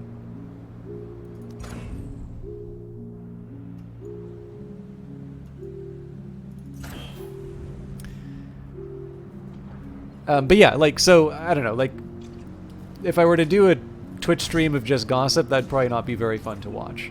But it could be, if I give these examples of saying, I think it's a really common one that I say, which is there's lots of, otherwise entertaining broadcasters who become not very fun to watch because they get very focused on numbers and it becomes the only thing that they're talking about. That's a good reminder for me not to become a broadcaster like that, and it's helpful for people who aspire to be broadcasters. I genuinely believe that. Now, look, I mean, let's not kid ourselves, right? Of course there are people that I have in mind when I give those examples. Do I see any real benefit to saying who those people are? No. I mean, why do you need to? I mean, I guess at the very minimum, like, if I had this, like, super grudge, the only thing I'm really accomplishing if I name names is I'm driving traffic to their channel. That's not the reason, right? The reason is just, word gets around, and what what benefit is there? Like, sure, you probably feel good about yourself by comparison, but I don't know, like presumably the hope is that you have some accomplishments or some some talents. You've got stuff going on for you that makes you interesting and worthwhile to interact with, so you don't need to worry about tearing down others in order to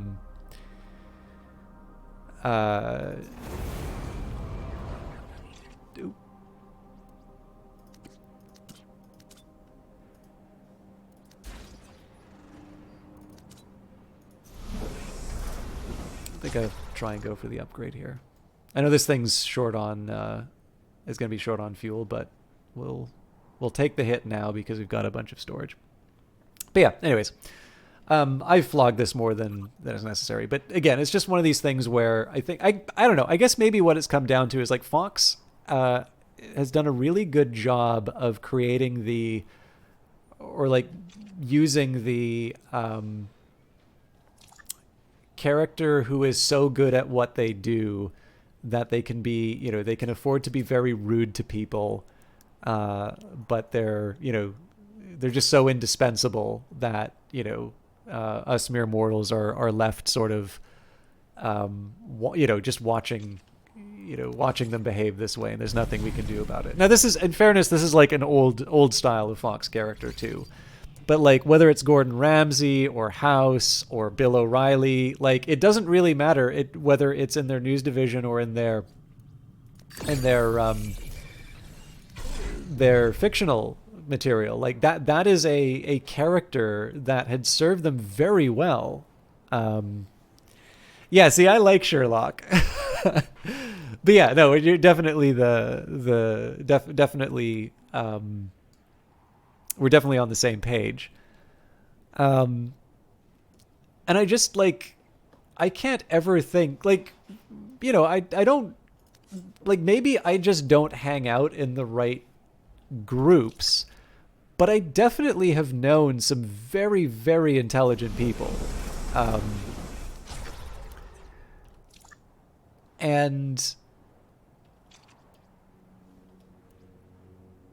I don't know, I've never really felt the people that I've admired the most in terms of their smarts and their ability to get stuff done. I can't really imagine a lot of them asking a question to sound clever. Yes, I'm glad. So I don't know how many people know that. And to me, it's really apparent in the series. But yeah, but I'm actually really happy when other people say that, because I feel like if I just keep going on, I've got my opinions on Terminator and actually I guess I've never done the Breaking Bad Better Call Saul thing. I think you can learn a lot about Vince Gilligan if you watch those shows. Maybe that's a conversation for another time. But yeah, House, for those of you that don't know, House is basically a retelling of Sherlock Holmes. Exactly. Yeah, Tigree's got it. Holmes' house, Watson Wilson. House's apartment, I believe, is 221B. Probably what people don't remember. You can actually kind of tell who's read the books. I think it was cocaine that Holmes used. Or was it opium? No, I'm pretty sure it's cocaine. But yeah, the substance abuse is also in the TV series. There's a lot of it's not just an Irene Adler figure. There's definitely a lot of nods if you're a Sherlock Holmes fan in House. But you can obviously enjoy, this is the thing that's really nice about shows like that, is that you can enjoy it as a good yarn without without having to sit down and get really into the Holmes references.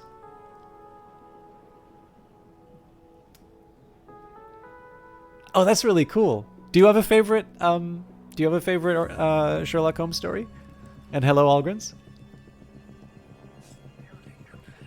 But yeah. Anyway, like, I'm flogging the point more than it really needs to be. But like, again, like, there's just I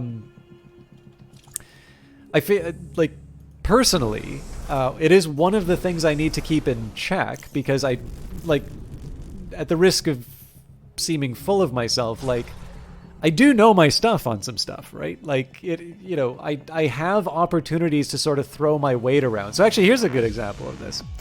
And it's actually, it goes both ways, because in one sense, this is me being clever, but in another sense, it's actually me being an idiot in terms of how long it ultimately took me to solve this. But there is, so I think most of you will know what an average is, and I think most of you will know that it is also called the mean. Some of you may know as well that it actually has a specific name, the arithmetic mean. And the reason for that is there is more than one mean. There are, in fact, I believe, 3 what are known as Pythagorean means. The arithmetic, the geometric, and the harmonic. And to give you an idea of how much of a nerd I am on this stuff, I have a favorite, the geometric. But in any case, there is some games analysis. Now, actually, I also want to say I'm not the only person to know this stuff. There's actually a lot of very smart people working on game data stuff who don't necessarily have newsletters. So I don't know if it's Lars Doucet or Lars Doucet. Anyways, he has a it's like a game data repository. I can't even remember what it's called. I also think he used to do Diving Bell. But he takes harmonic means when it's appropriate, and I was pleasantly surprised by that, because for the most part, people just kind of take the arithmetic mean, the average, because that's kind of all that they know. But I was really pleasantly surprised to see a harmonic mean, because he was using some ratios, and that's generally where you do that. But in any case, what I needed to do here was, for those of you that know stats, there's the idea of the confidence interval. And for those of you not familiar with it, the basic idea here of the confidence interval is that you have a point estimator. So let's say that we're looking at the average, right? And there's that value. You have, okay, this is the middle value that we've gotten, and this is telling us something about how what the world is like. But we sometimes also want to quantify a certain degree of certainty, or maybe get an idea in terms of just how variable the estimate that we have is.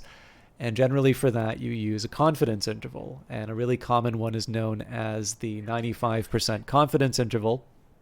In fact, we were talking about significance levels, and they can be related. So if you have significant at 5%, a 95% confidence interval will give you it'll give you the equivalent thing. And basically the idea is that if, like, usually you're testing to see if something has an effect, so you want to see whether or not your estimate is 0. And so if 0 falls within your 95% confidence interval, then you can say that you don't really have any evidence that the value was different from 0. And if 0 falls outside of that confidence interval, then you can say, okay, then we have, there's a statistically significant result. We have evidence to suggest that the value is something other than 0. But the reason why confidence intervals can be interesting is that sometimes you're not interested in just finding out if something has an effect or not. So I'll give you an example. It's going to be a boring macro example, but I want to use this because it's something that's relevant for Industries of Titan, right? One way that we commonly describe an economy, like Canada's economy, the US economy, is labor and capital, right? Now, an economy is a very large and complicated thing, right?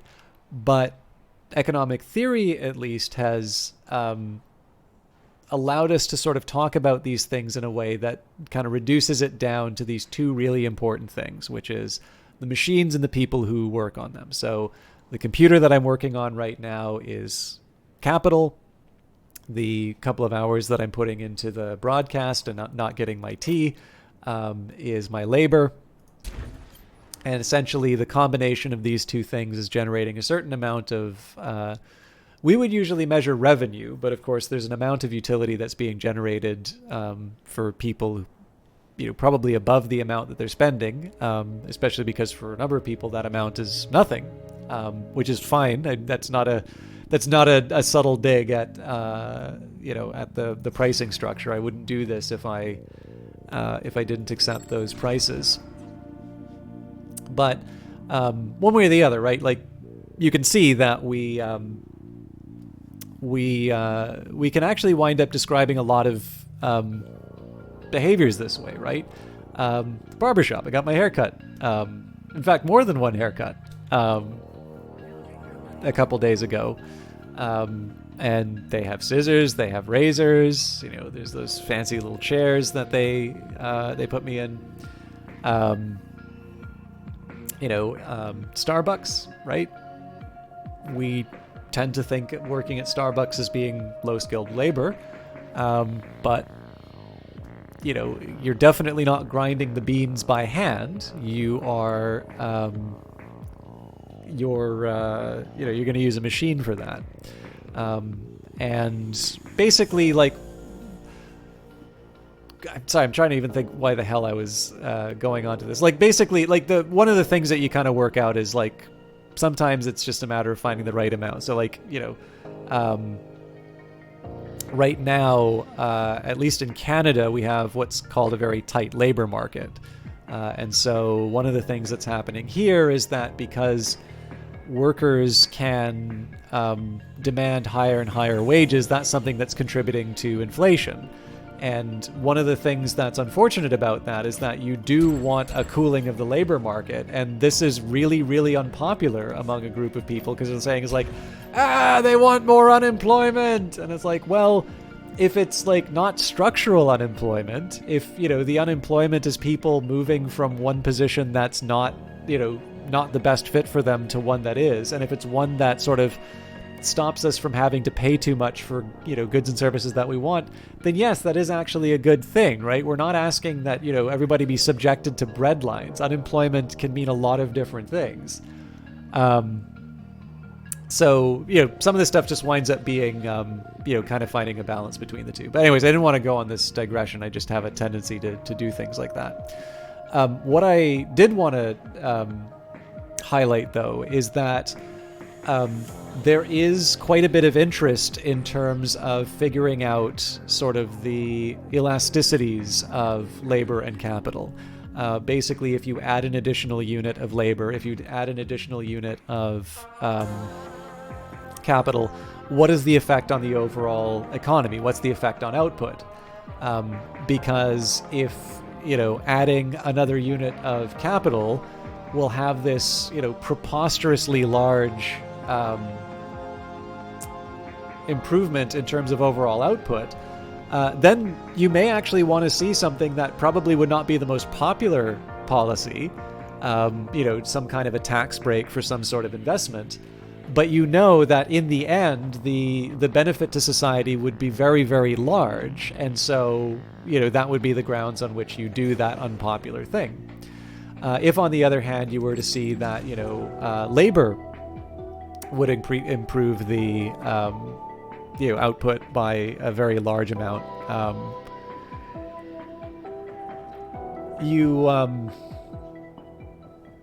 again, you'd want to try and think of ways that you could get people working more, and that could be immigration, bringing more people in. You could try and think of the different ways you could incentivize people to work more hours. Again, like the estimation of these values will give you some ideas in terms of the types of policies that your country may want to adopt. And again, this is coming back to confidence intervals, just to give you an idea of what a completely unnecessarily long example this is. the one thing you're probably not going to want to test. So like let's say that I have a bunch of data, and it's specifically on labor and capital, and I think that I've got a good model, and essentially what I'm trying to do is estimate these parameters, and I think that I've got a good identification strategy for figuring out how this stuff works. The one thing that I'm probably not going to find very informative is to do, a statistical test to decide whether or not labor contributes to GDP. I'm not going to want to do a statistical test to determine whether or not capital has, a non-zero effect on on economic output. We kind of know that they do, right? If I were to have asked any of you, hey, do you think adding more hours of work to the economy, do you think that's going to increase output? You wouldn't have, you could have failed grade 3 and you probably would have said yes. That's not that interesting. What is interesting is the specific number that you get, and what does that tell you about your understanding of the world? So again, this is where confidence intervals become potentially interesting, right? Because you would say, sometimes you don't want to just test against a specific value. Sometimes you want to get an idea of like, what's the range of values? Is it something, like if how about I put it to you this way? You said, hey, system. So Vanguard Master here said, man, I can't wait until you play Victoria 3 to hear commentary on that game's economy structure. Would have been nice. Sadly, Paradox does not value the relationship. But so if you were to say, it's like, hey, System Jock, when are you going to do Victoria 3? There's a big difference between me saying within 1 or 2 weeks, so then you get excited, and then there is, well, never say never, Vanguard Master. But yeah, it's definitely that ship has sailed a while ago, sadly. And my feeling with them right now is I am not opposed to doing their games. I am very likely going to ask them for money in future, because I don't particularly like how I was treated, and I do think there are a number of other games that I enjoy playing and sharing a lot from developers that I really want to support. So I'm thinking Brace Yourself, I'm thinking Hooded Horse, and also Imperium's Greek Wars. And so essentially covering their games would involve taking time away from people who I think have not kind of treated me the way that they have. And again, like I enjoy the games well enough, but I think given how it has turned out, and given sort of what the revealed preferences are, I'm in a position where I think if the, I mean, again, it kind of depends on the circumstances and how it's asked, but I think if it were to be to a point where I were to be offered something in that, and that is one of the few cases where I would probably do a pay-to-play sort of thing. Most of the time, actually, whenever I've gotten paid for doing things, it's because they've offered to pay me. But that is actually one of the very few cases in which I would say it's like, no, you gotta.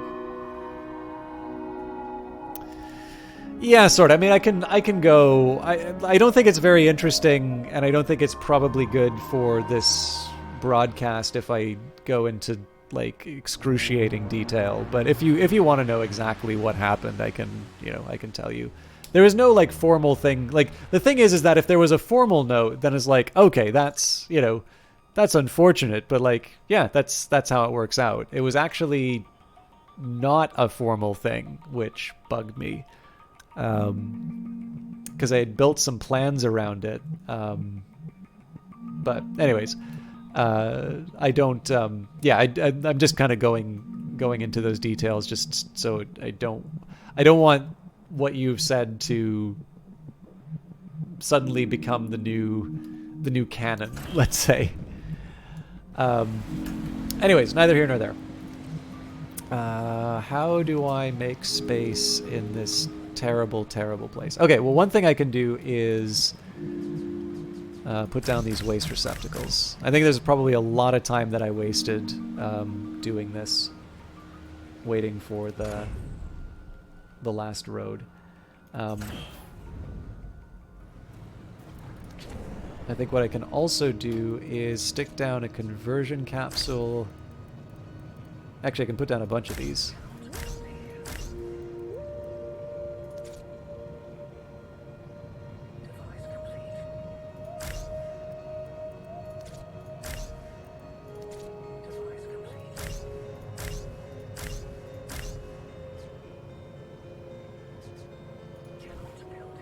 Oh, right, because that blocks off the...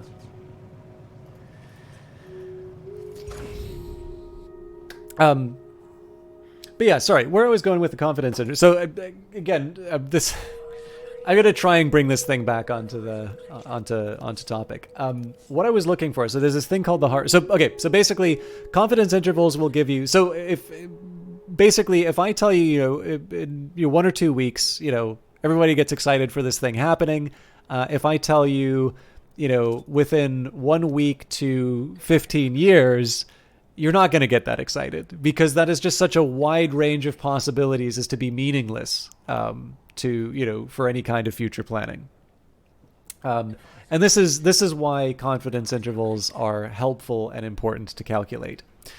And it's straightforward. It's like one of the first things you learn in statistics to calculate a confidence interval for a mean. But I was actually having a little trouble with, so like I'm doing this thing. It's there's a company with a game that's coming out soon, so they've given me access to their data. They haven't specifically asked me to do anything with it, but I want to try and put together a few notes for them before this release, because I just think it's a little more interesting. Like if you can sit down and make some kind of a prediction about an outcome. It's a little bit better if you say this sort of stuff ahead of time rather than like using the benefit of hindsight to make yourself seem more clever than you actually were. So I wanted to try and get this thing out before they, before their game gets released. But I definitely wanted to. Use the harmonic mean because I felt that was appropriate. And in my case, I do actually need to use confidence intervals because what I'm trying to do here is basically compare a few different things that get talked about in terms of game data. Do a meaningful comparison of these competing sort of views of the world and see if there is something that... looking at the world, something that, like basically seeing if there is a way that we can learn about. I'm trying to think of the right way to put it. Like, basically, I kind of want to horse race the different claims, let's say. And see if there is one that lines up better with the way the world actually is. That's probably the best way that I can put it.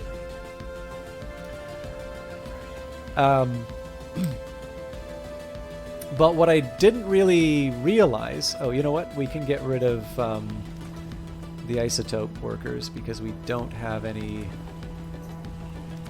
We don't have any isotopes to refine.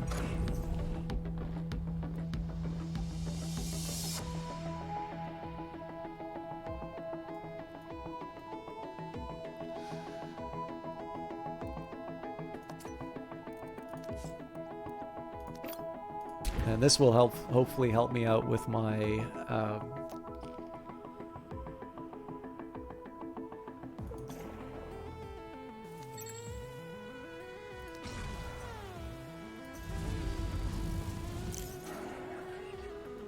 hopefully this will help me out with my waste problems. I want to buy a bunch of trucks, but I think it's probably better for me to try and and get the spaceport built first. Okay, so anyways, have this estimate, have this harmonic mean that I'm trying to calculate, and I sort of sit down and I realize, oh, hang on. So yeah, confidence interval would be really helpful here. Gives me a range of values that I can sort of say. So in this case, instead of saying is like, just plug this number in and you'll get what you need, which is absolutely not true. Instead, I can say, here is a range of credible values that, you know, your observations have indicated may be the case. This is... Sorry, just taking a second here to see... This is tempting.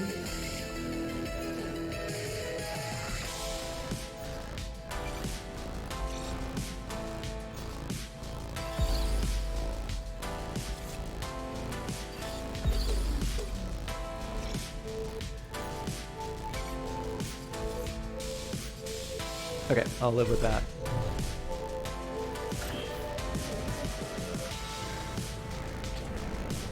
Yeah, basically just give them a range of values to work with, and, you know, basically don't put this undue emphasis on this single number, because chances are the number of games that they've released is so small that I do actually need to account for this wide range of possible values. Because this developer did have a game that, from a wishlist point of view, it suggests it would have done very well, and the reality was that the game did not do very well. And there was some effort to try and explain why the common measures of wish lists did not seem to produce a very good estimate in terms of the number of sales. So again, you know, I'm working with a bunch of ratios, so it's important for me to use harmonic means. But then I sort of sat down and I was like, oh, hang on. I've never needed to calculate a confidence interval for harmonic means. And then I said the fateful words, which is, what was the price tag of that game? I can tell you right now. Also, I've got some Discord messages, so... Oh, hi, Cree.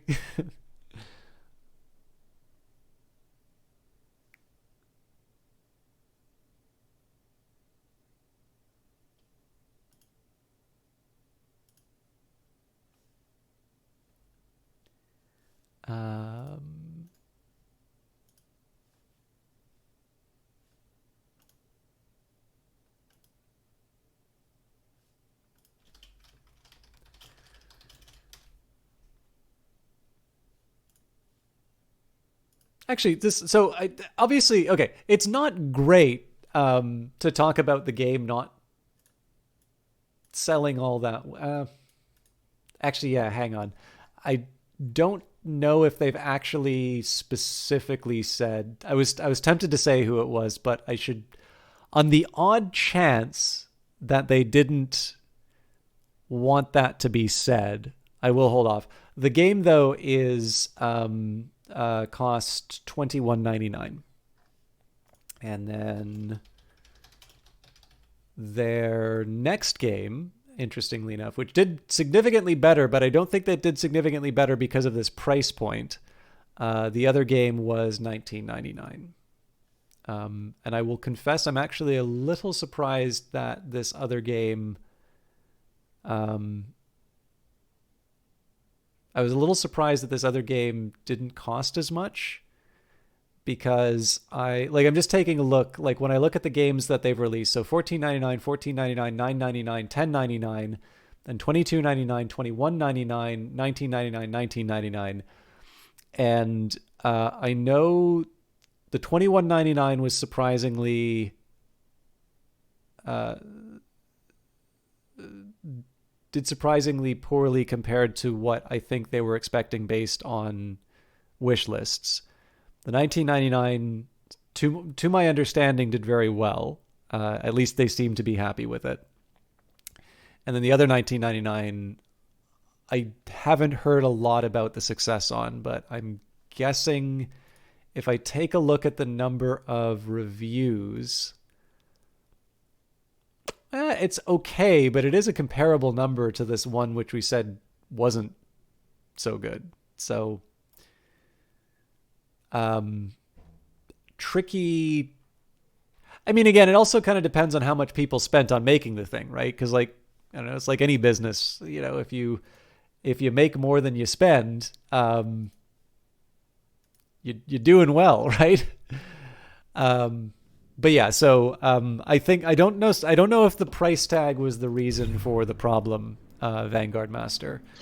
But I did want to answer as directly as I could. Anyways, so trying to calculate this confidence interval, and then I said, "Oh, hang on, I don't think I've ever had to do this." So I said the fateful words. I'm sure, you know, and I in this case I'm using Python, so it's like I'm sure Stats Models has implemented it, and maybe it has, and I just don't know. But I took a look and it's not, and then I'm like, oh crap, okay, so now I actually need to work this out. So, you know, I take a look. In my econometrics textbooks, or at least the introductory one that I've been going through, that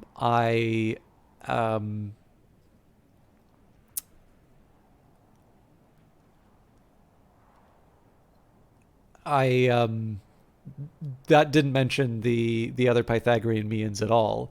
And then I saw a couple of things in Wikipedia, but then I was like, well, this is one thing that I know I need to calculate, but I don't think this will give me that. Basically, I don't think it would give me the confidence interval. So I was like, okay, so I sort of have one part of the problem, but I haven't fully worked this thing out yet. So this isn't going to work either. So now I'm sitting down and, like, I'm kind of stumped, right? It's like, oh, gee, like, I actually need to think about this. I hate it when I need to really think.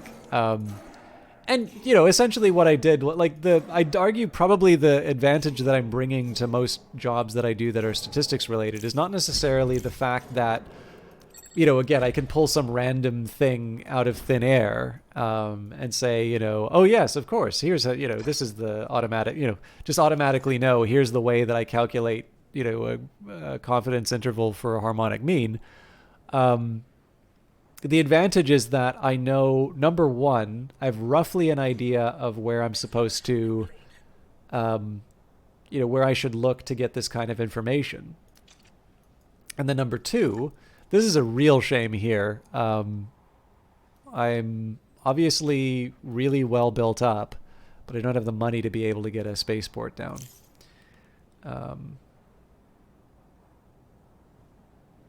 Anyway, I will build a command center and hope for the best.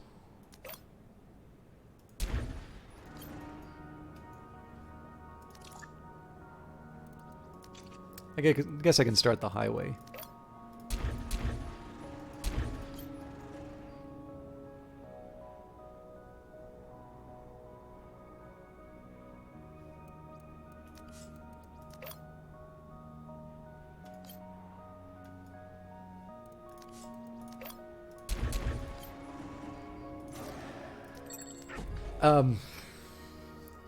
I eventually figured out, actually, the thing that was funny about all of this is I really like the statistical program Stata, and they explained how they calculated a confidence interval for a harmonic mean, and it was actually kind of a clever little way that so the way that they did it, it was a clever enough way that I could adapt it to to a function in stats model. Maybe that's just the way you're supposed to do confidence intervals. Like I said, the problem here is it took me a lot longer to figure this out than I needed to, and I probably didn't need to refer to the Stata manual, but I was able to, and so I was also able to do it in a way that the tools that I was using, it complemented it quite well. More importantly, the fact that I was using the Stata manual also meant that I could test it against the examples that they gave, so I could know that I built the thing correctly. But the reason why I highlight this, I think I was talking about sort of the work situation and someone at work who's like really invested on this particular method over another. Like, it's not hard to get a number. Like that's actually quite straightforward now with computers. And it's good that it's that way, right? Because it's a heck of a lot nicer to kind of live in the world of ideas and, you know, be able to have an idea and, you know, be able to take it to implementation in a really short period of time. I think all of those are really good developments and ones that we should be happy with from a quantitative point of view. But I also feel like there is a certain responsibility you have when you are kind of operating in that space. I'm trying to think of the best way to handle this. So I do want to store the energy. I do want to build the highway. I think I'm just going to put this pylon down here. Oops. And then I'll come up with a permanent home for it later. I'm not going to be able to upgrade this the full way, but I don't need to upgrade it the full way. I just need to get a mine down. Well, as long as you're having fun with it, I hope you're doing well, Tiberiosity. Quick, send your ships to attack the Council of Ancient Sumeria. Also, hello to you, Immortal Velody. But yeah, so basically, the contrast that I draw is this. Is like, it's not... So, like I said, I don't know whether or not it was a good thing that I was able to sort of figure out on my... So, one thing I didn't do, I didn't wing it, right? I did not change and say, I'm sure I could just do the arithmetic mean for this game developer. They're not going to know the difference otherwise. Like, if I'm going to be advising people, I want to advise them correctly. And yes, like, was that my favorite use of my time? I mean, I'll probably read stat stuff on my own anyway, so to a certain extent it's kind of fun to learn new things. But like, on the other hand, it is a bit of a pain to, like, you know, have to do all of that stuff. But the thing is that, like, it's math. There is an answer most of the time for these things. Like, the reason that I'm talking about machine learning, so in some cases it is like, some mathematical results are in fact to tell you that there is no solution. So, but to me, like, that's one of the... Just to bring it back, again, I've completely destroyed any value of going on this digression, but to me, the really important thing is, again, just being able to, like, number one, be honest with you. Hey, thank you very much for the resubscription, Irrepressible 32 Tal.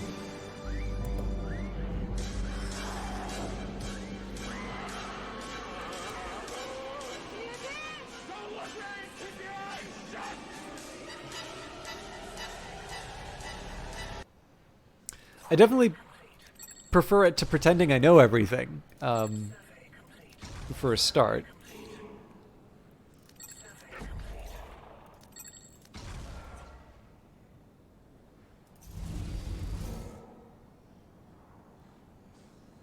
I'm trying to think of the best way to handle all of this.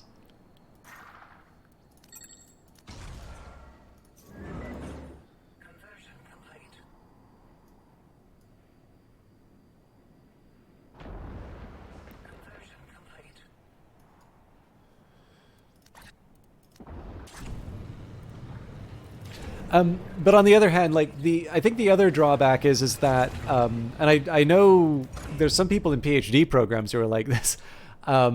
It's a lot more about getting the piece of paper now, and it's maybe not so much about, you know, working on a difficult problem and getting, you know, gaining some kind of understanding about the way that the world works. You know, it's a way that you can get a, you know, you can get a raise, you can get a, you know, a higher value for the things that you're doing. And so, you know, when it comes time for feedback,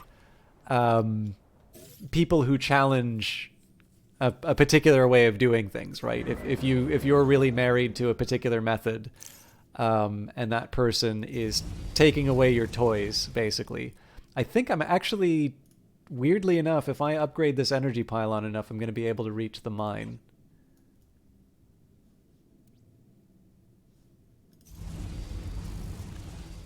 But I am going to need to find isotopes from some... Well, actually, that's not as hard as it seems. I just need 10. And I'll get them from Einar Pierre herself. I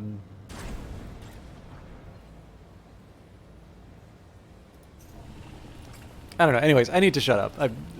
There was originally a point to that, but any hope of making a point has long since vanished, so... let me get my... Ooh, just one isotope. Okay, well... One's all I need. So Vanguard Master, the reason you ask is because it looks like you will have to go early access if you want to be able to afford to continue development. And I have an idea of what you want to sell your game for once you finish it, but in the early access state, it will be considerably less content, and therefore you should charge less. Well, that's a tricky one, right, Vanguard Master? Because traditionally with games... Well, actually, okay. So you're in a tricky position. Oops, sorry. And this is going to sound like a backhanded comment or possibly an insult. Oh.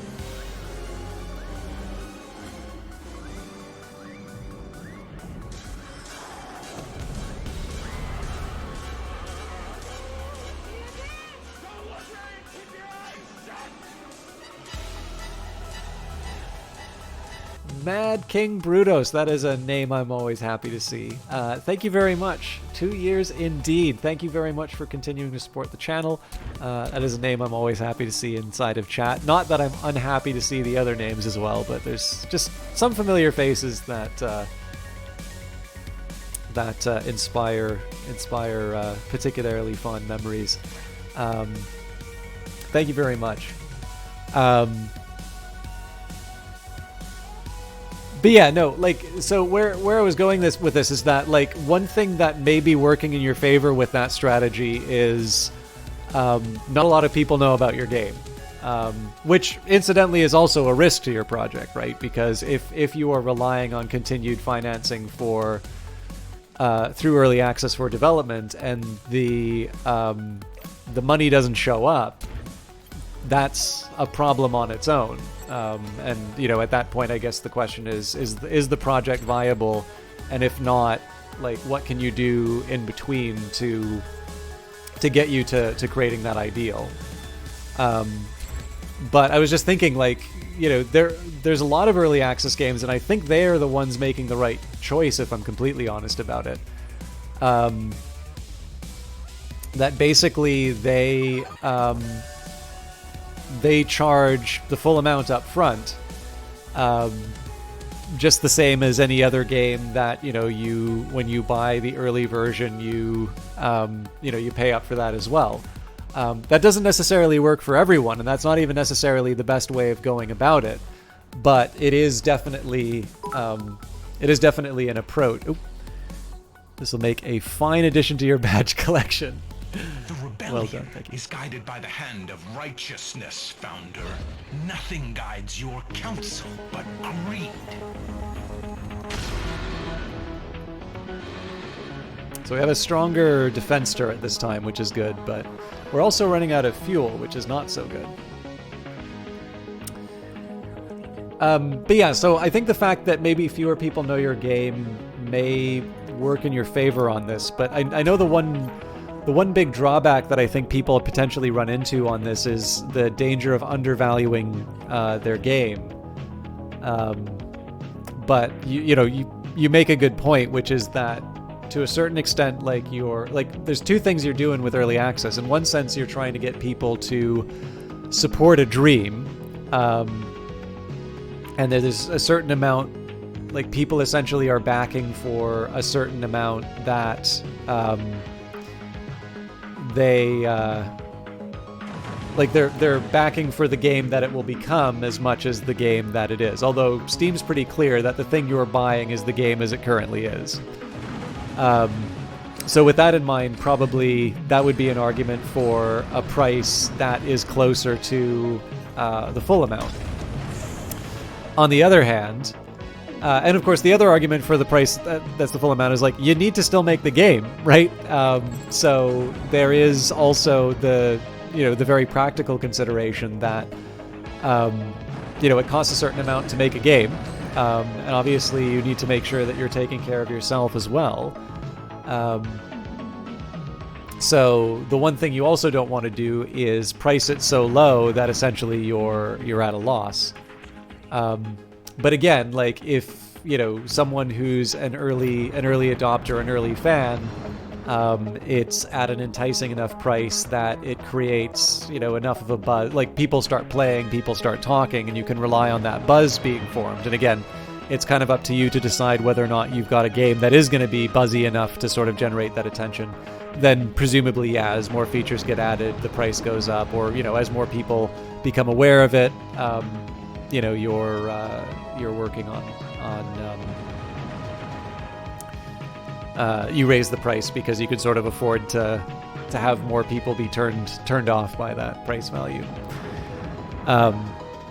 But yeah, the one thing that I do frequently hear, though, is that people have a tendency to undervalue their games. But I'm not quite sure what early access does to that equation. So as always, I'm reluctant to speak on things that I don't really have any direct knowledge of.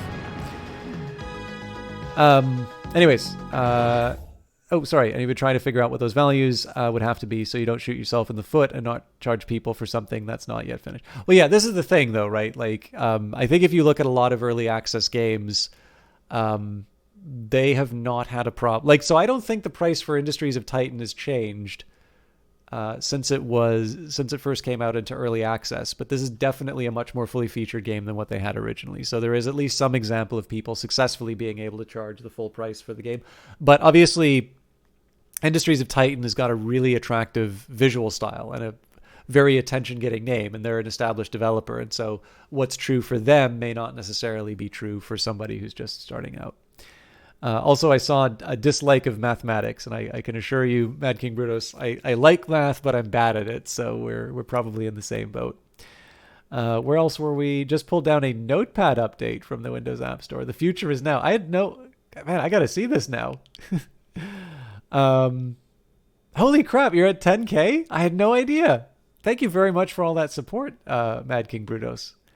I'm gonna have to find like a super attractive badge for like all of the badge levels. At the point you take a break and find a job and keep the rest of the team working. Oh, that's fair.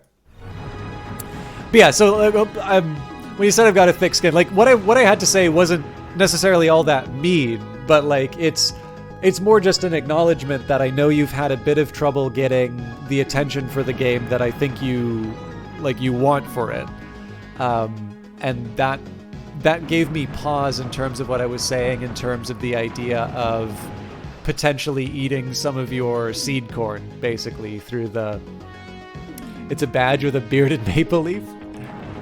Oh really? I'm actually going to finally be able to get Windows 11 if my upgrade ever happens.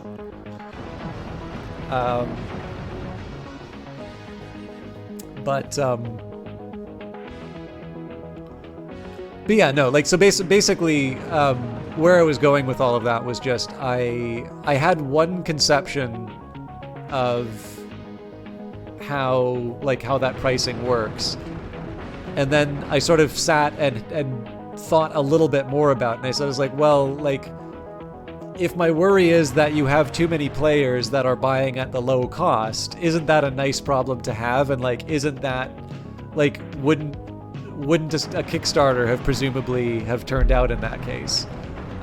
So it's not necessarily saying anything that you don't know about your project. But it was just one of these cases where I was sort of thinking, like, is what I'm about to say making a whole lot of sense? And I'm like, no, when I consider the circumstances under, like, the problem you're trying to solve and the circumstances under which this game is being developed, that may actually make more sense than... So easy next time, Council scum. You'd better prepare yourself.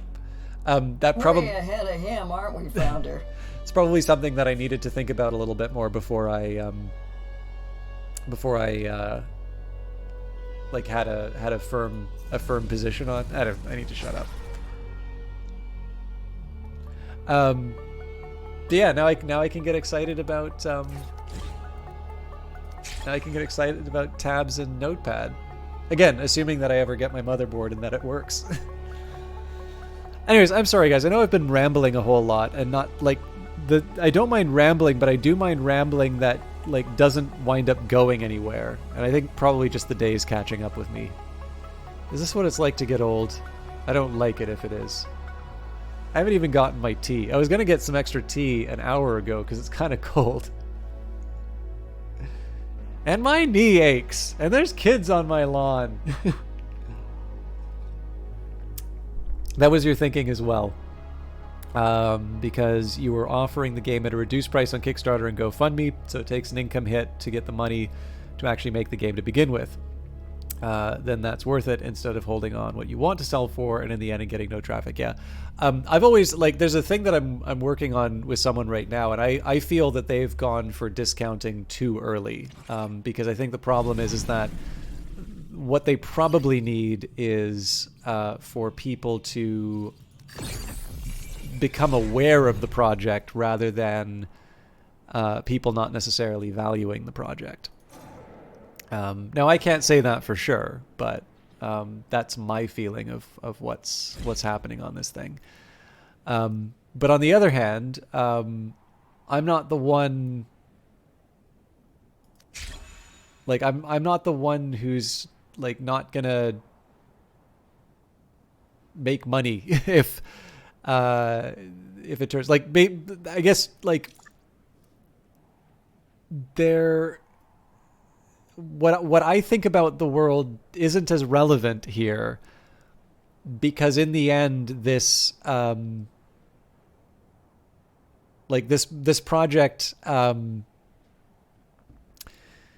like this is the guy's livelihood, right? And in the end, if I make the wrong decision, I don't wear any of those costs. It's just this thing that I think is really cool doesn't continue going on. But the person who's running this thing, like, number one, they were chosen to run it for a reason. And, you know, again, like, I also think on the balance of things, like, you know, going to discounts a little too quickly, like, that's not necessarily fatal to the project. That just means that it's a little bit harder to make some money. They're just probably going to have to do more of the thing, to make it viable. Which, you know, that may be something that they've evaluated and said, yes, this is something that I can do. In which case, you know, I need to shut up. But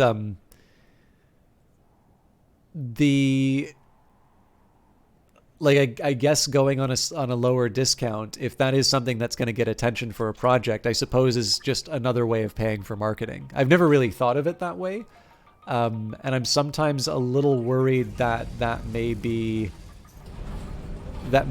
sound more like a justification for a path that someone already wants to take, rather than it being like some kind of truth. But I don't know. Like as I was asking on Monday, right? Like I definitely want to know more about Facebook marketing and AdWords and all of this stuff. It's obviously a very complicated and a very difficult field to work in. There's obviously some really, really smart people working on it too. So, old age is a killer. I'm not actually. I was joking about that. My knee does not actually hurt, and so far as I can tell, there are not kids out on the front lawn. But it is cold out, and it's also dark. So.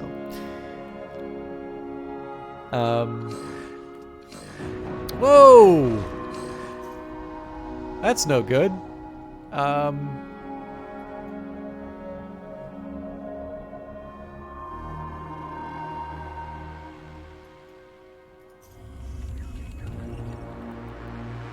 Burrow costs 1,000, and it doesn't necessarily.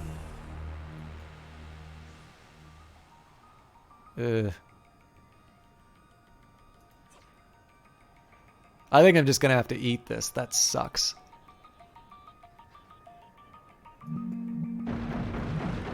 Yeah, we're gonna be repairing this forever. This is not a good use of my money.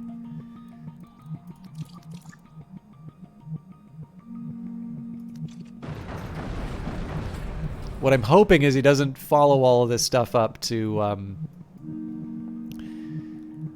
take out the mine, because I don't really have any way of defending that.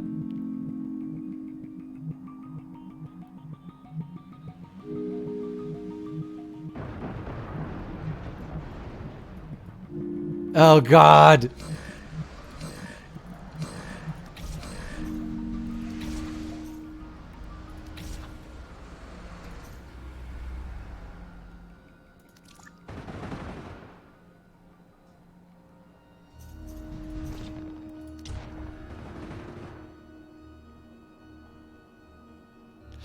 Okay, no more roads for us.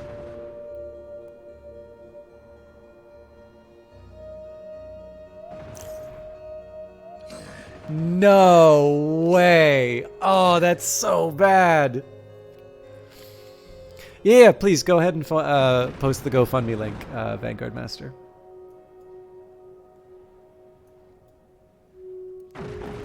You also don't need to ask. You've been around long enough that like, and we've talked about it enough that it's totally fine.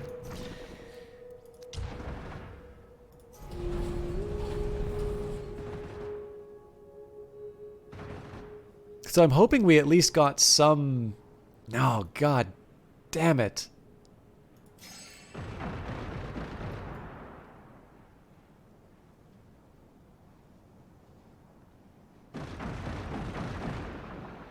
So I'm going to take a slightly different approach to this, but we need to make sure that we clear the light array first. Stop!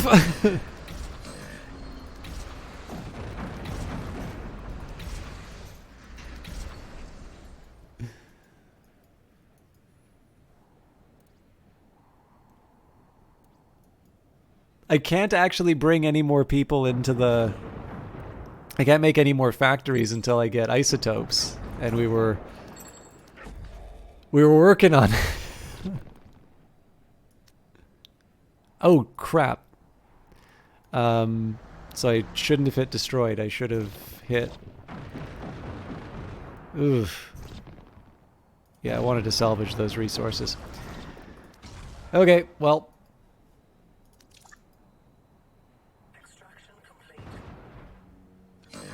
Go to hell. Oh, God. This is so bad.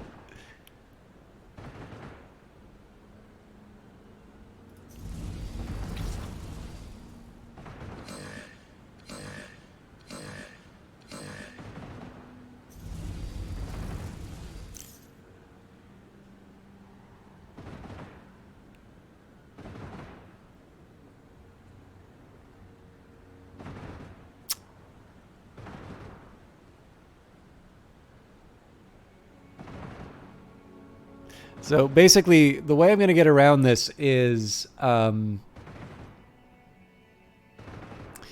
going to have to... So I'm going to have to wait till this thing finishes its rampage.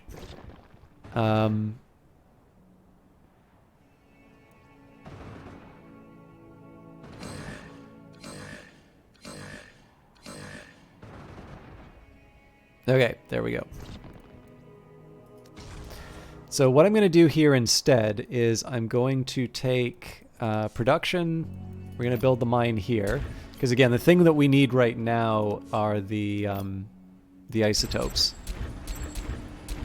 And this isn't necessarily the permanent roadway, but this is going to be at least something that we can... There's at least going to be something that we can get the mining done with.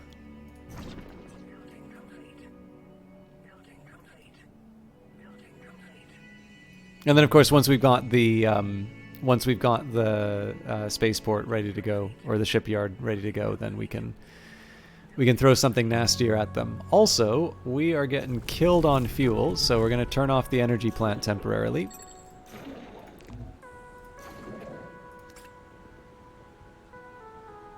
Actually, this isn't where I want to build the shipyard after all.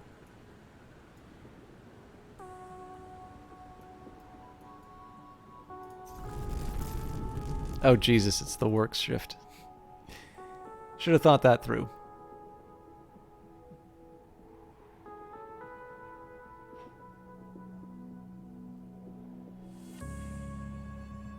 So we'll let this thing drain down, and then over the course of the...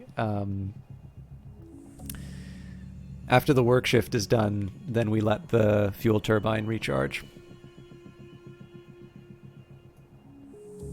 I will eventually build another fuel turbine, but I need to...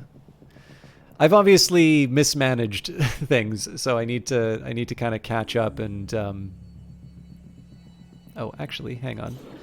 If I clear out this minerals patch, then I can still build the shipyard here.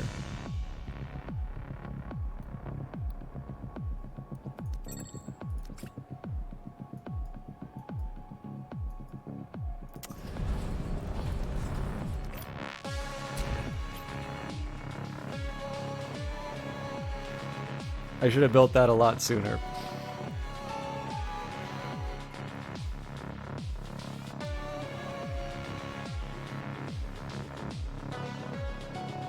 See, actually, we're not making that much per turn, which is a problem.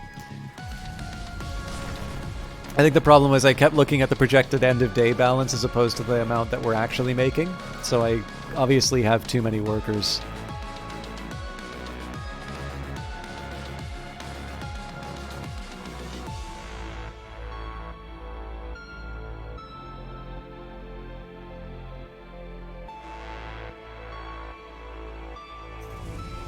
But I do have a couple of ideas for solutions. All of them rely on isotopes, though.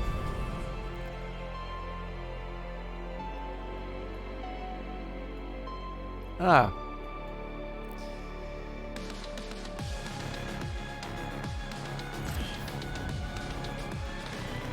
I wasn't counting on that.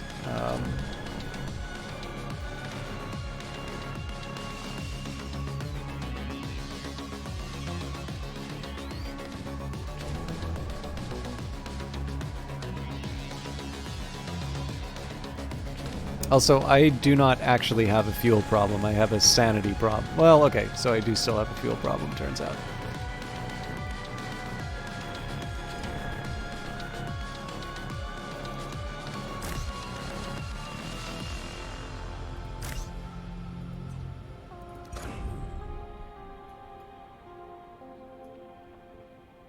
So the original plan was going to be I'd have a bunch of storage facilities down at this point, but clearly that's not really turned out for me.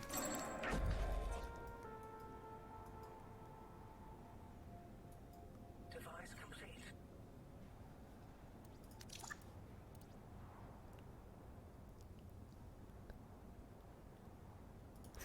This is going to be one of these spend money to make money cases. Extraction complete.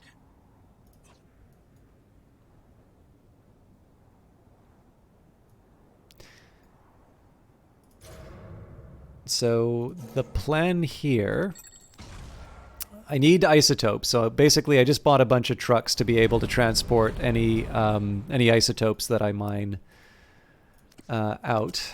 The next step.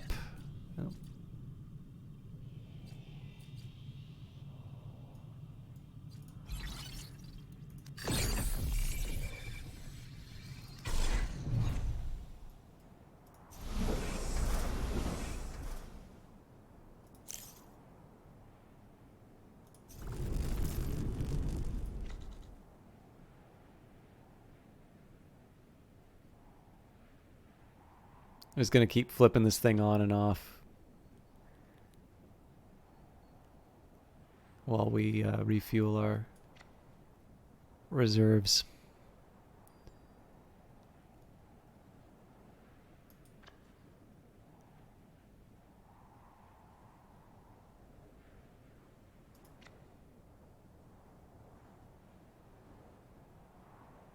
I probably shouldn't have to do this, but...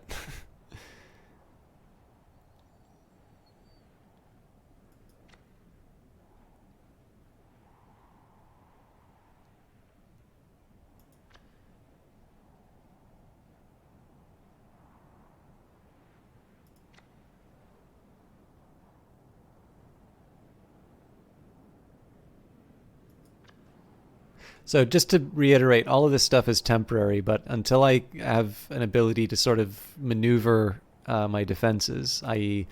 either building a turret, which is going to be really hard if I'm already under attack, or building a ship, which honestly I should have built a ship a long time ago. I'm just going to set up this temporary thing. The only difference here is that, okay, now we're good. One thing that I am going to do though, seeing as we're now, doing stuff with isotopes and I've got a lot of energy. Oh, really? All right. I'm going to need to find another source of fuel. So I guess I was originally going to build... Oh, God, this is actually trickier than I thought. So I think I was originally going to build a fuel turbine here.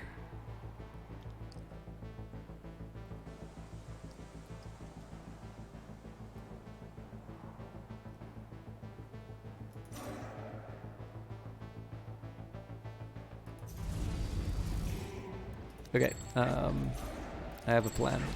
So command center here, energy pylon here, shipyard goes here. I'm going to put down the foundations for another work from home setup. How's that for livability? Pretty dreadful.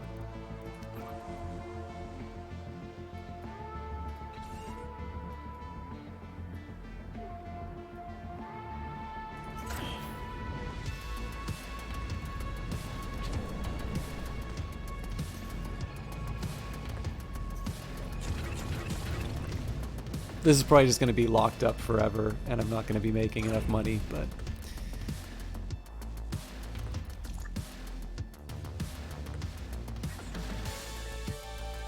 Okay...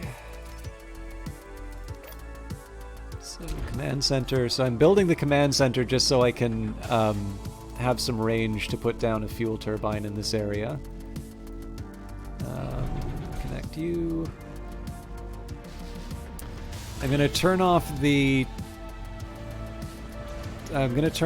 tier 3 refining for a little bit.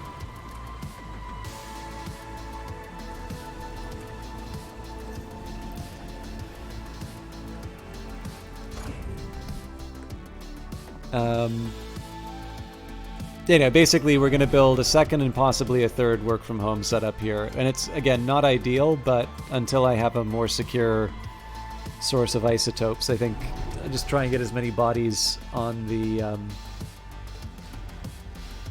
ground as I can. I thought this was going so well.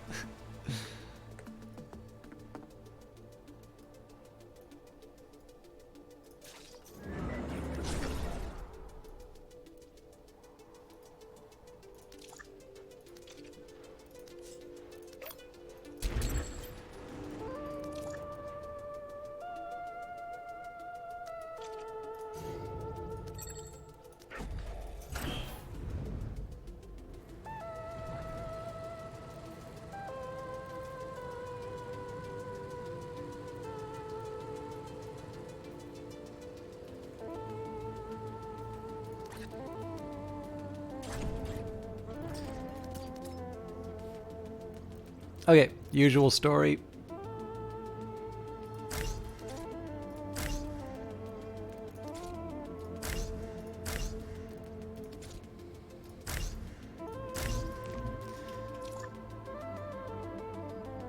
I'm tempted to just use tier 3s for these, but I think if I do that, I'm just gonna create more problems in the future.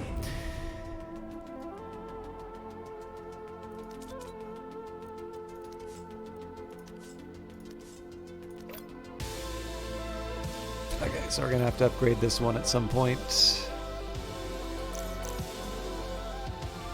So for the wind, probably building a mine somewhere here makes the most sense.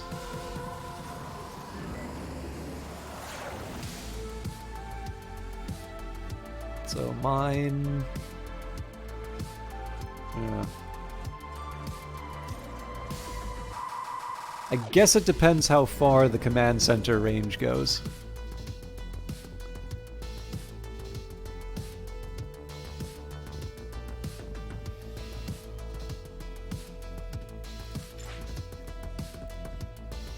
I'm also really annoyed to see that there's apparently 21 people idle, but nobody's bothering to clean up waste.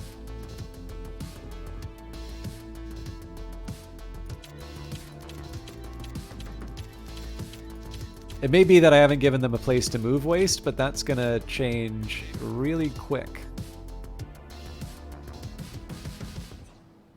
Okay, so update that. Actually, you know what? Let's just build this thing now.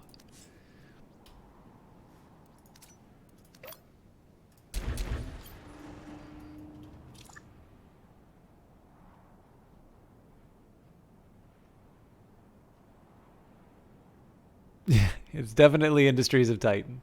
I may be feeling the pain right now, but that's more a consequence of my own questionable decisions.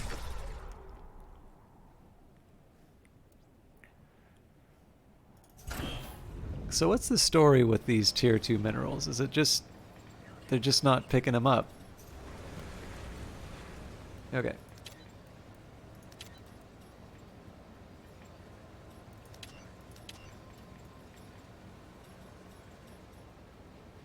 So I'm wondering what all those idle workers are were doing.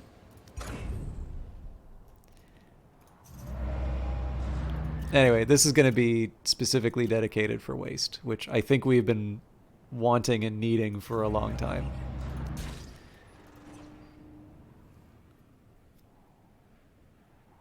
And I'm going to put the speed down to 1 so I can finally get around to making my tea. Back in a second.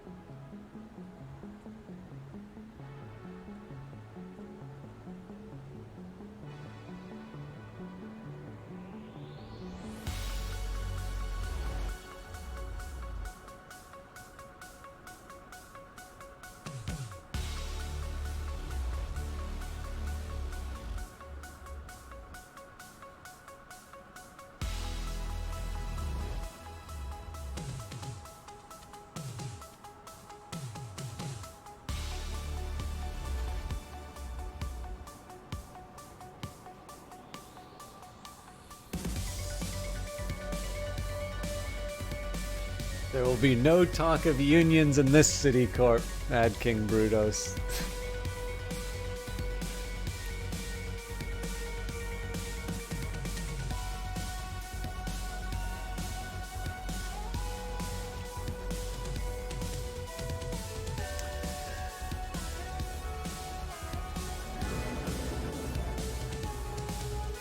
Okay, so one thing that I want to get a read on here is it viable for me to wind up with some kind of like some kind of fuel turbine. So this is already spoken for. I guess I can do something with these. I probably should have done something with these, to be honest. It'll be tricky to defend. Yeah, no, I wasted a whole lot of effort expanding out here for really no benefit. Where on earth are you going? Oh, okay, I get it.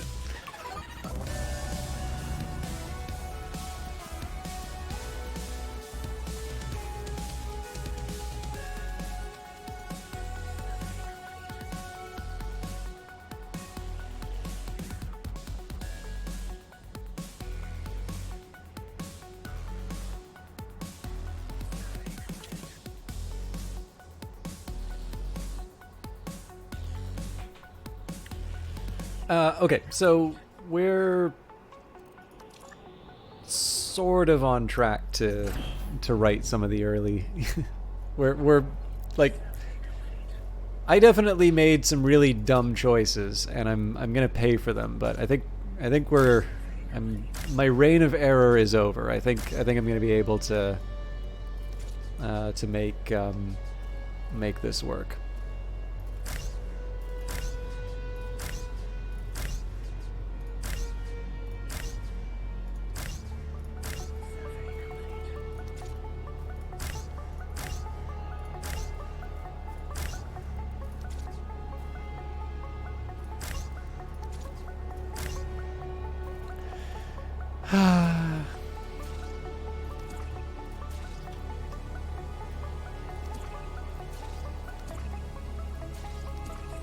I built it out of the wrong type of minerals.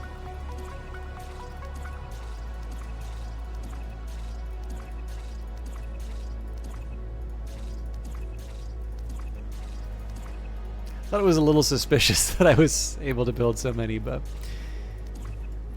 yeah, we're losing money for sure.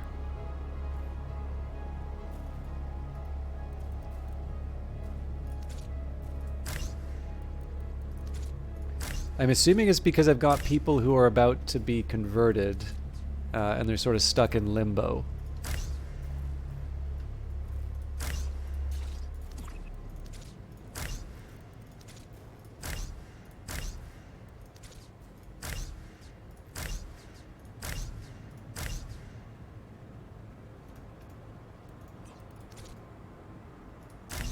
Okay, kettle's boiling. I'll be back in a second.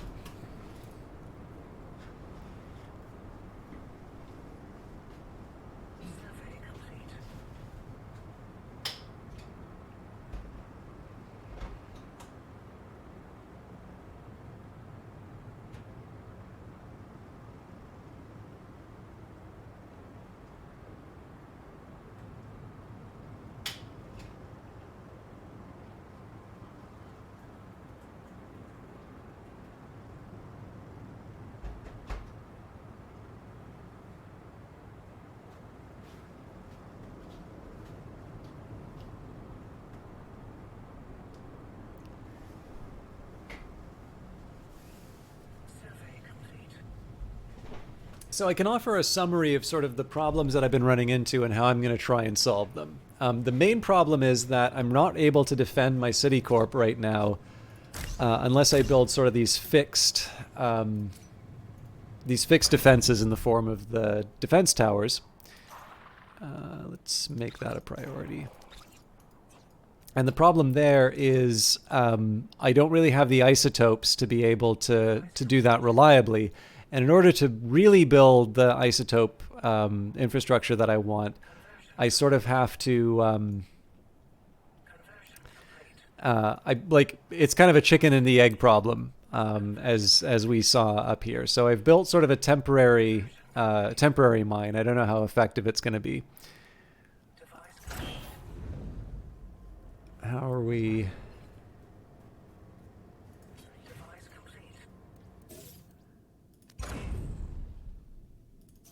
I think I'm actually gonna bring in some more workers now because I've got more space. So yeah, basically, what I'm going to try and do is I'm going to try and build some ships to send out to kind of defend my interests. But in order to do that, I need 5,000 credits, and I get that by getting more workers. So originally the problem was that I didn't have enough isotopes to be able to. I don't have enough isotopes to be able to get the factories built. That's clearly not the problem now. The problem now is actually getting enough mineral twos to build the buildings that I want, or build the devices that I want.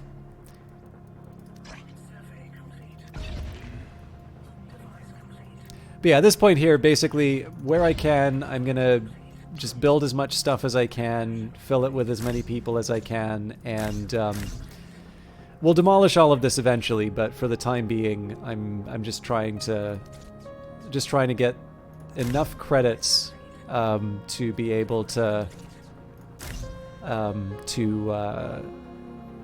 buy a shipyard before the next rebel wave. If the next rebel wave arrives, it's very likely we're going to lose some important infrastructure. Also, I still need to solve the fuel problem, but okay, we can't do anything with science right now. We have used up all of our artifacts. We've used them up in a way that I'm happy with, but it does mean that we can't get any perks. Okay. While we're waiting, take power. I really just need one fuel turbine, but I'll build the two. And we are sitting on a lot of influence, so perhaps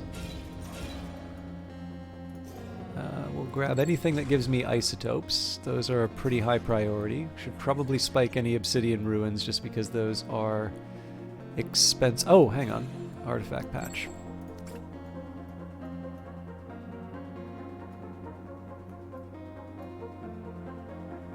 Yeah, I think I'm just going to stick with that for now.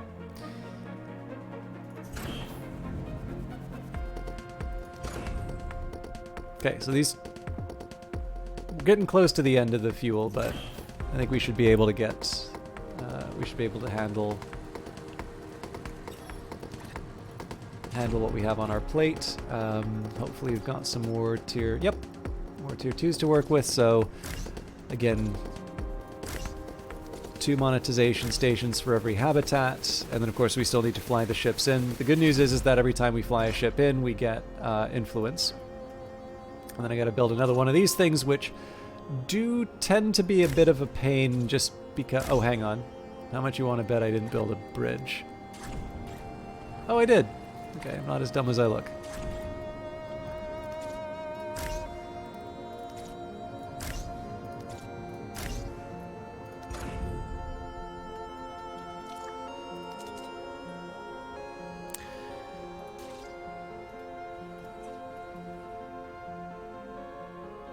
I'm a little worried about the fuel, the state of the fuel, but I think we'll be fine. What I'll do is once these get built, I'm going to turn on the energy plant in the headquarters again.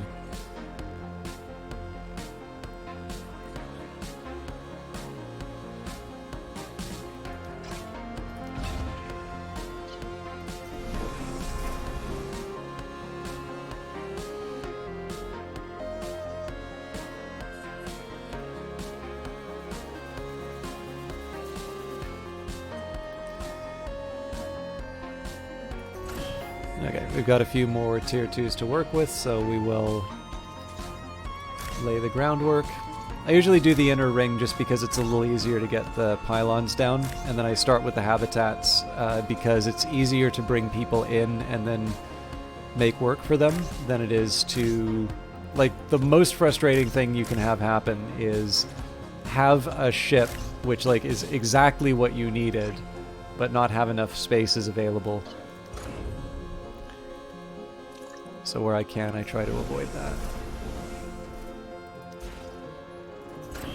And I'm hoping I enabled the isotope group again. Right, looks like I did. They're actually starting to make some decent progress on this sort of stuff. I think I'm gonna... So, this is always a questionable choice, but the sooner I do this, the better. Because I am going to have to do this at some point.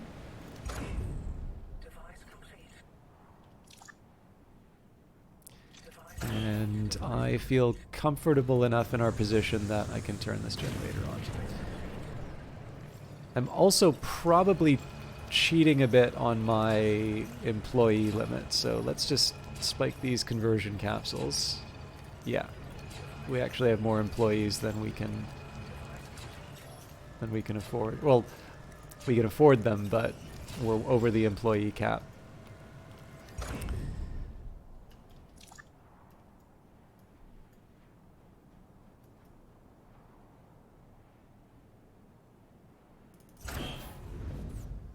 So one of the nice side effects of this is that as those parts get cleaned up, I'm going to be able to build more of these things, basically.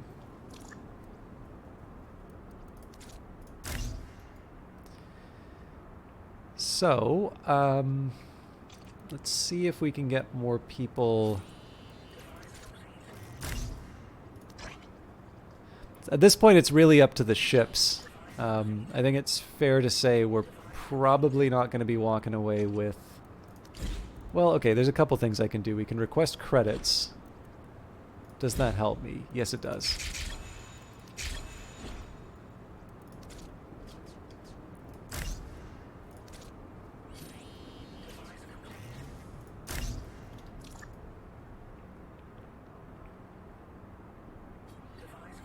So in this case, it's basically going to be sort of all hands on deck, getting the last of the money for the shipyard, especially because at 68% we do need to think about defending ourselves from the next attack.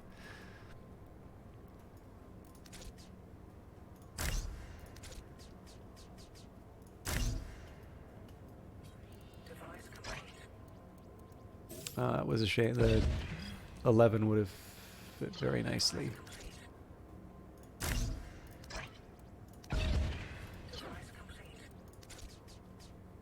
Again, habitats before monetization. We're only short 2, so that's not too bad. One of the things that's changed in the new the people's flag is deepest shrouded oft are martyred dead. I think I actually heard of that song first from a British TV series called Rumpole of the Bailey, which I have no idea if anybody in this channel... I have a feeling that there's a chance that people in this channel will have heard of this, but I would be surprised, to say the least. I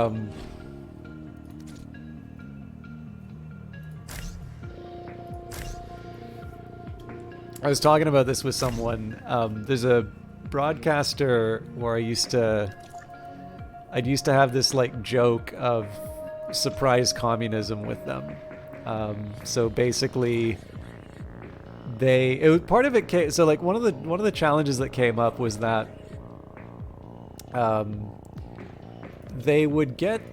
they'd sometimes get upset that there wasn't like stuff happening in their chat, and like the drawback is that you like if you're the broadcaster and you're getting upset that things aren't happening in your chat, no one expects the Communist Party. Yeah, so we've talked about this before. I gather. Like I feel like if you're a broadcaster and you're complaining about things not happening in your chat, you know, this is a you problem, right? This is something that you need to address. And there's different reasons for that, but like it's one of these things that you don't want to put your viewers on blast over. But on the other hand too, right, if you're hanging out with someone and, you know, usually just I think everybody kind of knows how social networks work, right? Like, you know someone, you have a friend of a friend, you know, you try and help out where they can. So one thing that we noticed was that this broadcaster weirdly liked positioning themselves as this big anti-communist figure, and it kind of felt like they were sort of like taking a lot of old Cold Warrior stuff, and I don't know, like I'm not 100% sure where it came from, but like it was always something that you knew if that topic came up at all, you're gonna get an earful on it. Our main weapon is surprise and fear. Our main weapons are surprise and fear, and fanatical devotion to Stalin. Of our weapons, we have surprise, fear, and a fanatical devotion to Stalin, and gruel. But yeah, anyway, so like obviously if you're gonna find, you know, if this is gonna happen, you're gonna take advantage of it, right? So what would usually happen if there was another viewer in the channel? I mean, maybe this just is outing me as a bully and I don't realize it. Realize that I'm a bully, obviously. But there's no clean waste jobs? Oh no, 11. Either way, we'll make sure there's a dedicated, make sure there's someone dedicated to it, and then carry on. Actually, I think we'll also say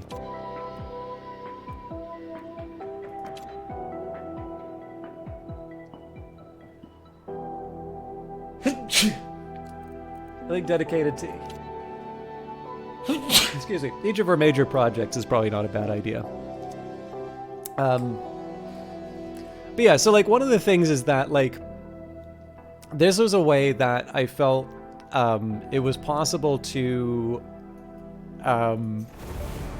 bring a little something into the channel. So like basically because we knew there was this thing that would quote unquote set them off, like in a lighthearted way. Part of the joke, like there was this gag of surprise communism, where, you know, there would be a subject that was brought up, and through increasingly baroque ways, there would be some kind of connection to communism that came out, and that was basically the joke, like the pained expression after the thing came up. And one of the things that we noticed, actually, this turned out to be something that one of the viewers was really fond of. This was actually something that they really liked and kind of looked forward to.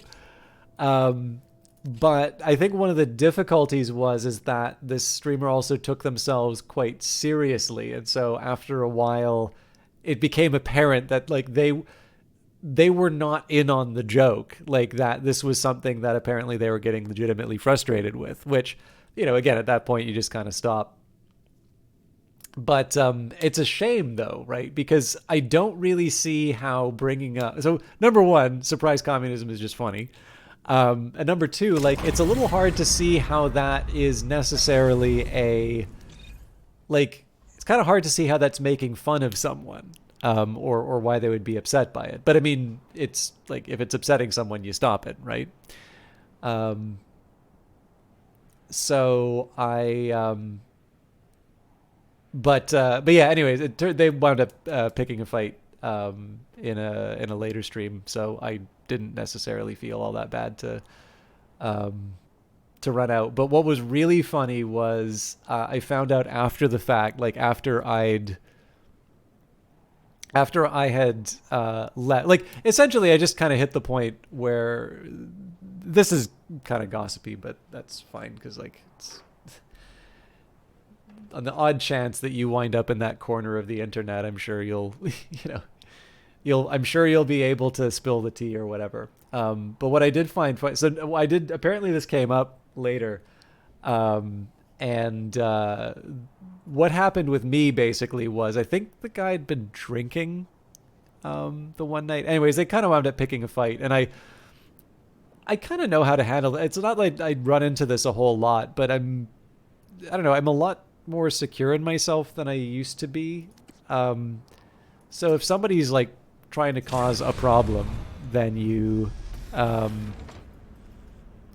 you call them out on it. It's like, and so like when they were trying to pick a fight, like I tried to sort of kind of playfully laugh it off, and I think when they started saying some of the nastier stuff, I think I wound up saying something along the lines of like, oh yeah, one day I'll when I'm writing my memoirs, I'll make sure that that's in there. And I think they made some kind of reference that I have like a really small channel, which again is easily my favorite insult because it's the easiest one to deal with. Like, I've kind of come to terms with the size of the channel. It's something that I'm not that bothered by, but people feel like I should be, I suppose.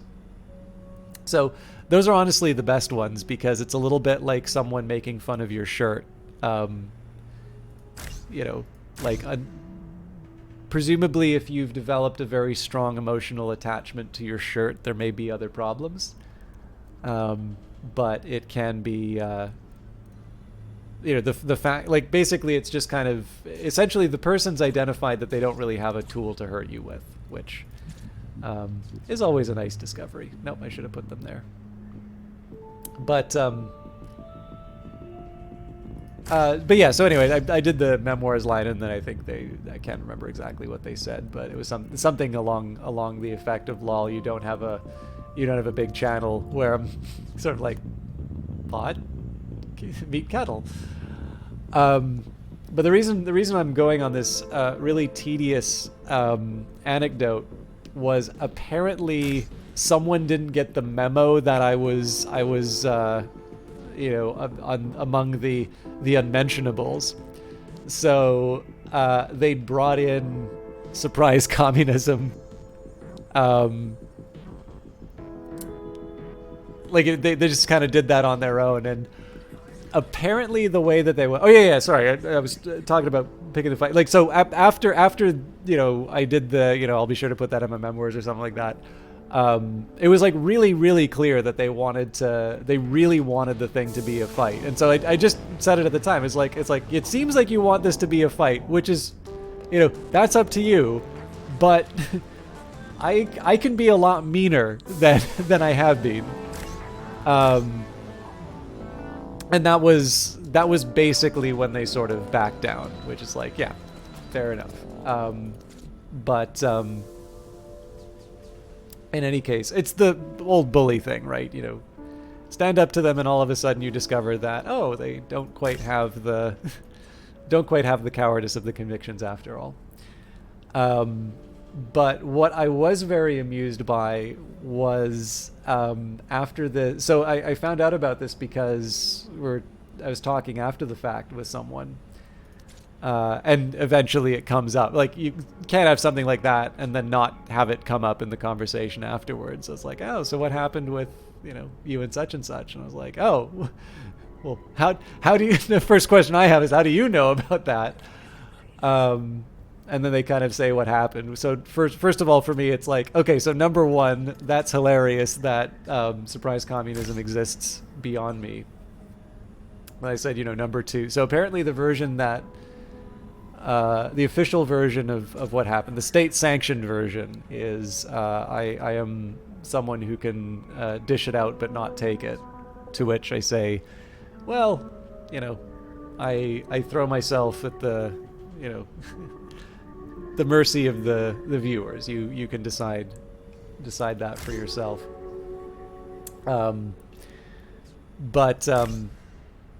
What was delightful about it afterwards was there was the description of how it came up, and apparently they said it first in this like really obscure way. So it was supposed to be something along the lines of like, you've been learning too much from someone who's not a member of this community anymore, or something like that. And like there's just kind of this silence and chat, and it's like, I don't think the guy really knew like what he was talking about. So apparently he repeated it like 2 more times, and then that was where the like can dish it out but doesn't take. I don't know, like this stuff doesn't matter. So and forgive me for not giving the full play-by-play. But suffice to say, I have no small amount of delight at the idea of surprise communism not just continuing to exist, but actually existing in the best possible way to annoy this guy who doesn't like me very much. But all you can think is that they were thinking that you were calling them Soviet Angry Mustache Man. I mean, maybe.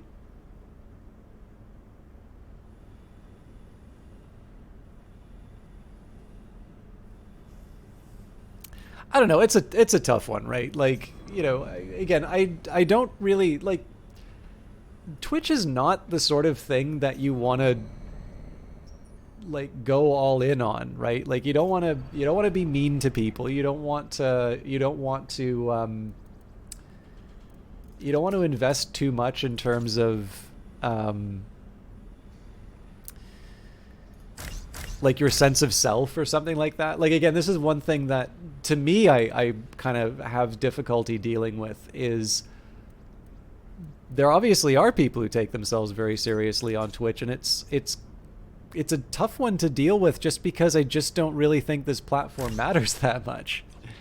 But clearly for someone who does value this stuff a lot, like, you know, you don't want to go out of your way to be unkind. On the other hand, like there is also that question of like, well, you know, how far are you going to kind of go out of your way to stop people? Like there is also the type of person who's going to go out of their way to be offended. So, you know, you want to try and strike that balance of not being a bully, right? But also not sort of allowing, you know, I guess the term is cry bully or something like that. Like, you know, there is a reasonable point of discussion to say it's like, okay, you know, I will adjust this in the future, but is there, you know, is this really the sort of thing that, you know, we need to get that worked up about? And most of the time the answer should be no. But yeah, I mean, to be honest with you, I probably would have appreciated just the heads up about what was going wrong before the, you know, like all of a sudden I'm getting this really aggressive attitude. And again, maybe it was the drink, like that, like people do get more aggressive when they've been drinking. So maybe that was where it came from, but I definitely didn't want to spend that much time talking about this. It was just the surprise. For some reason, surprise communism came up in my head, and I was remembering, oh yeah, this thing came up. It just happened recently, actually. It's probably the reason why I brought it up. But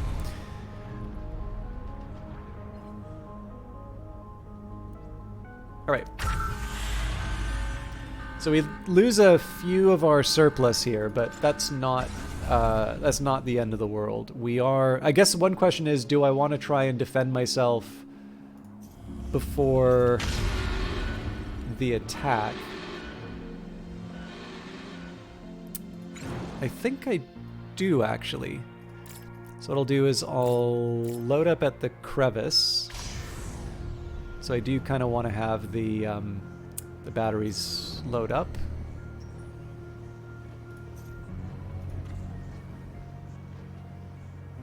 Okay, so those are full, so we charge the weapons.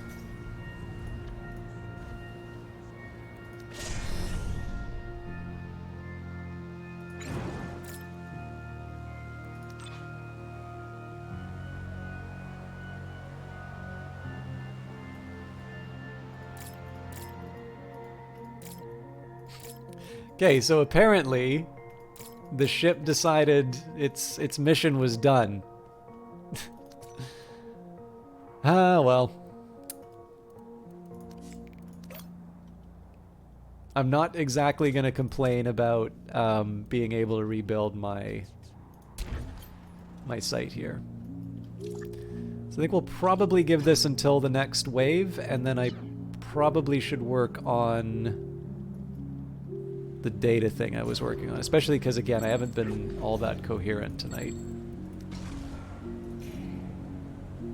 I don't mind going on, like, the rambles, but the rambles that don't go anywhere. I've done, like, 2 or 3 of those now, so it's on early signs of dementia. Along with my knee and those kids that won't get off my lawn.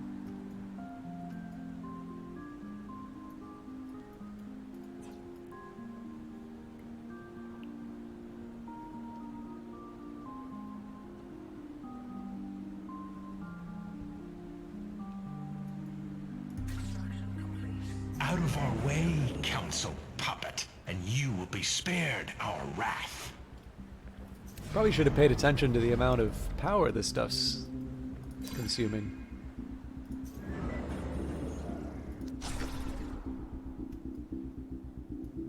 So I'm curious to see if this thing's gonna get in range or if we're gonna have to guide it. Nope. And that thing can't burrow, so I'm in a bit of a pickle. So the aim here is not so much to take out the CS Unity with this ship. The aim is more about getting them... Ooh.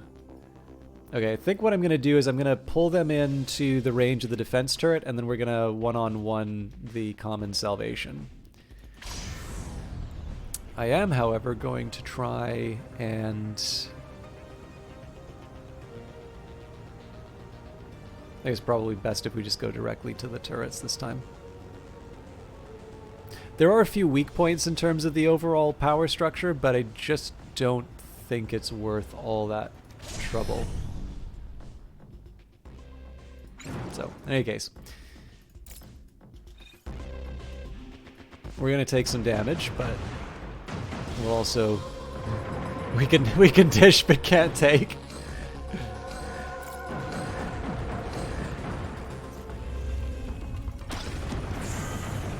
Okay, so we definitely want to target the CS Unity here. Ah. I probably should have...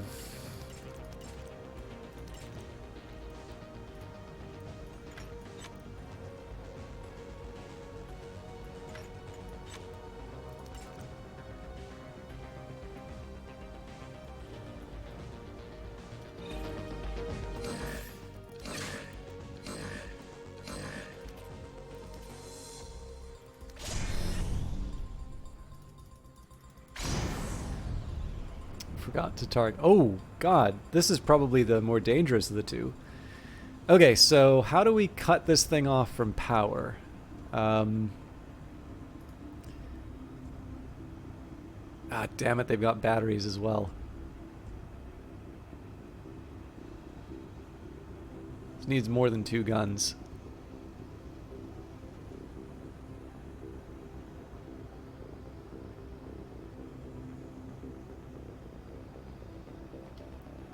Well, we'll do the best with what we've got.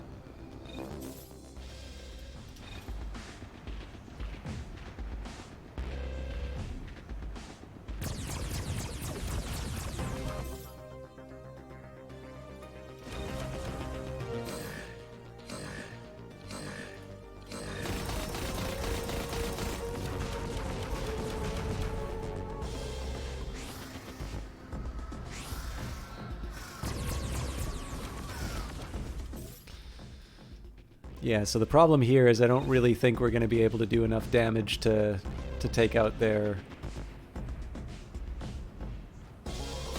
full setup.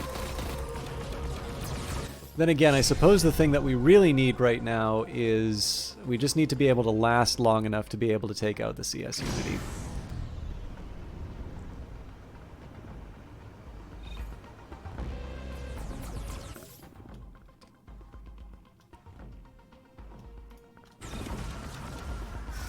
So this is pretty good because we are going to be able to starve them of power.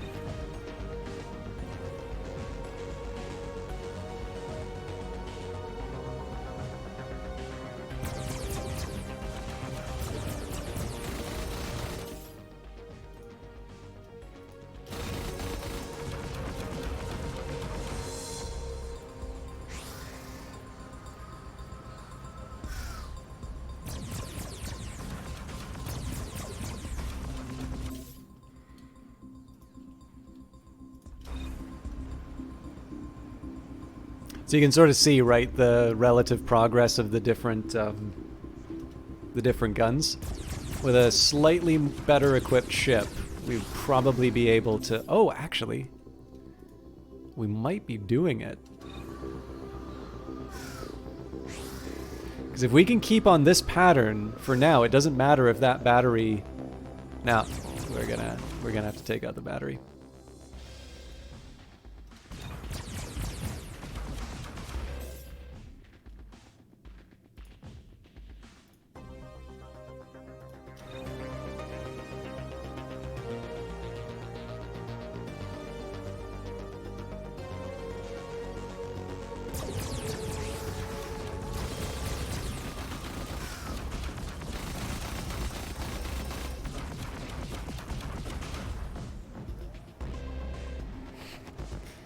We didn't need that fuel tank, right? We've got a backup. Mind you, we're doing some pretty respectable damage here. But we are on fire.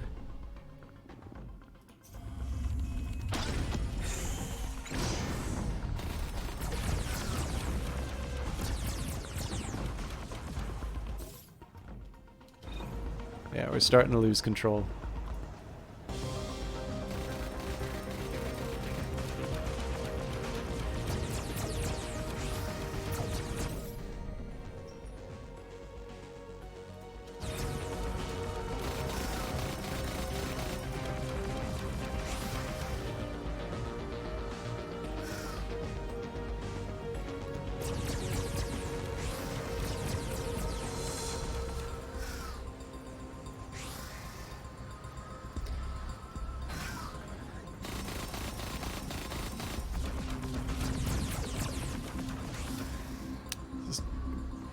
I've been too late on a couple of these. I should probably keep a closer eye on the charge level. Oh, Jesus, that one's coming up close.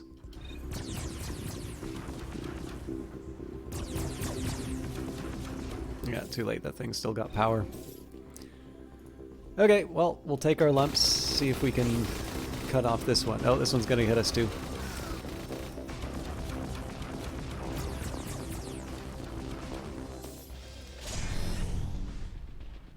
We did have an okay handle on it, but I think this will just be able to turn directly onto the... Okay, let's think about another way we might be able to try and achieve our goals here.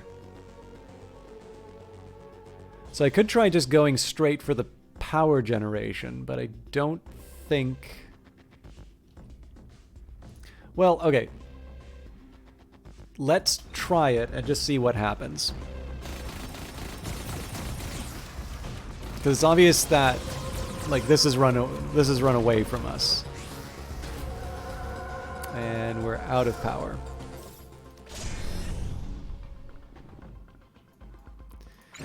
So I think we're just gonna say, you know what? Lesson learned.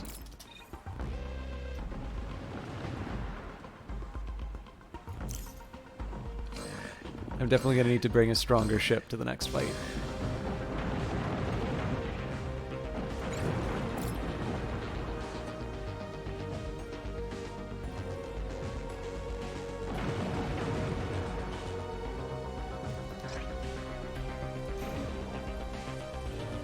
Oh. I don't want to lose employees. They're expensive to replace.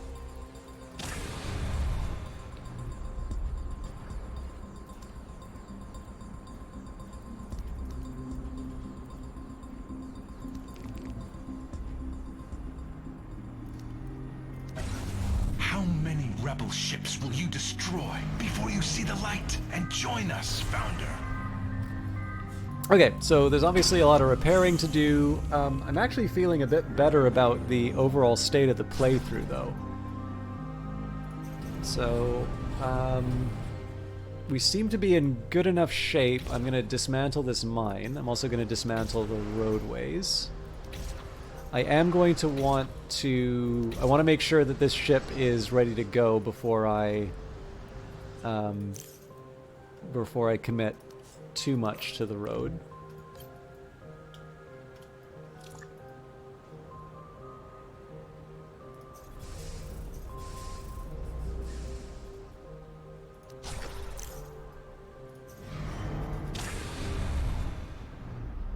Well, that was a fast repair. We're also sitting on a lot of artifacts, so we probably should be working on the tech web again. So repair, not such a big deal.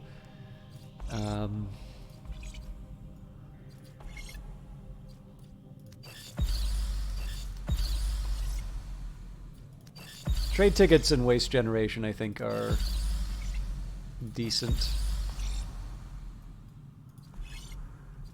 Yeah, I'll work with these for now. So let's say... Let's start by reducing the rate at which they generate waste.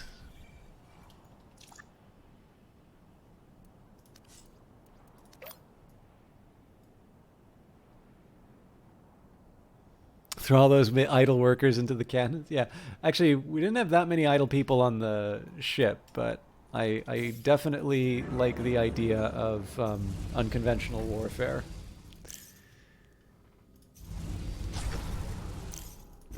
Okay, so we should be able to... We can launch the Lost Tiger, so we'll start...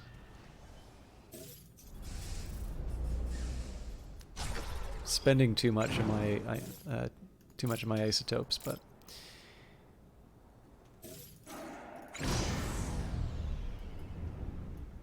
this thing's not generating any more power, so I'm going to turn off the medical pod, but I'm not going to turn off the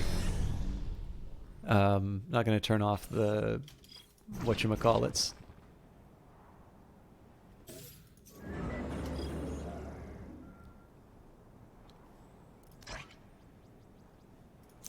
I'm not going to turn off the lasers, excuse me. Wow. No waste for 61 people. I really wish I had the space for that.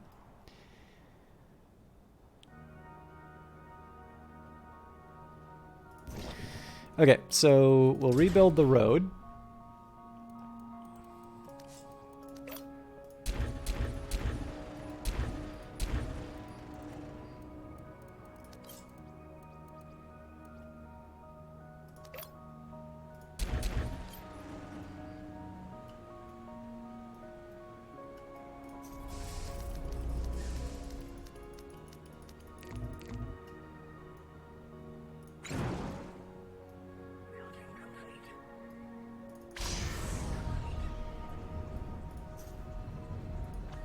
No, we're still generating. Okay, I guess I'll turn off the lasers.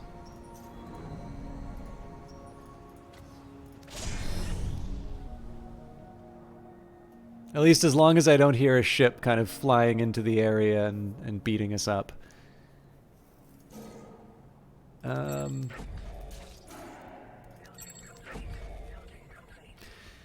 So then, now the plan is to actually do the thing I was planning on doing all along, which is to build the storage and the factories. So let's go.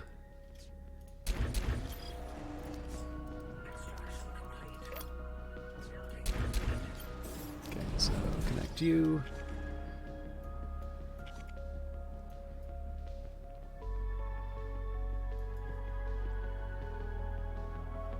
Actually making a fairly healthy profit on these.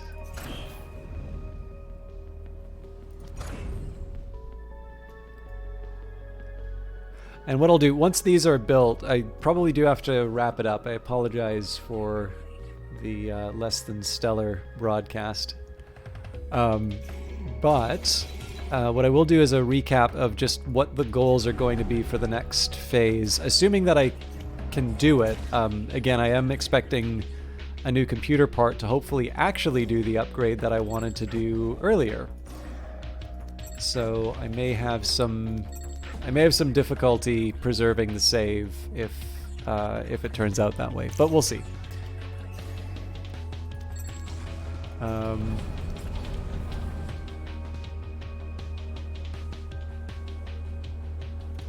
Okay, so this is dedicated to isotopes. This is also dedicated to isotopes, but in a very different way. So we go. You already know the pattern for this. One input here. Employee module. Output module.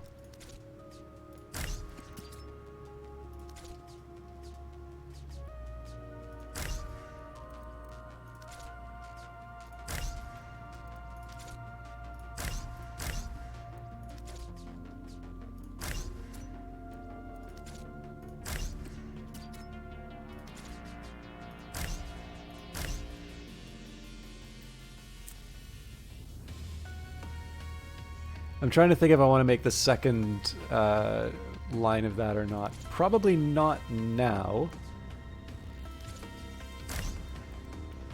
But I'll keep the option open.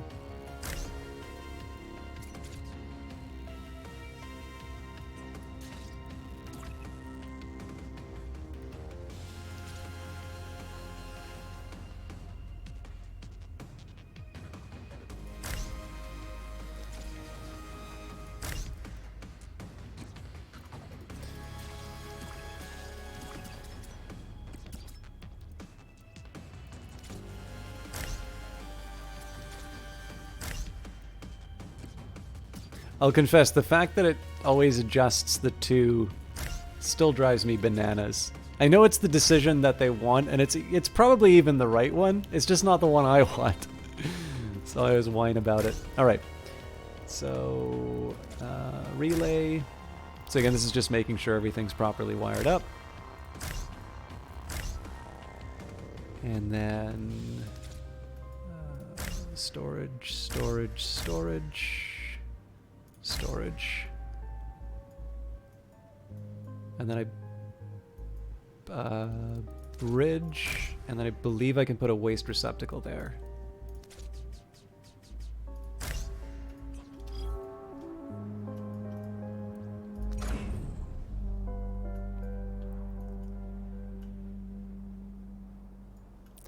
Okay, while we are waiting for all of that to be built, it is also good to get an idea in terms of the different things that I sort of have access to, and you know what's working, what's not.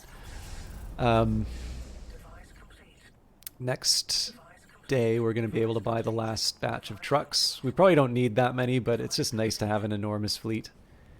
Oh,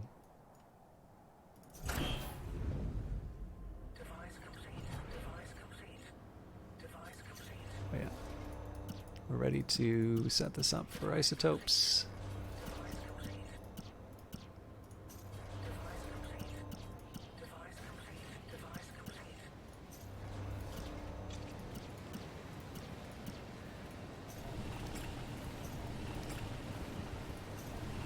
And we don't have the battery for it, but that's fine. There's going to be a fix.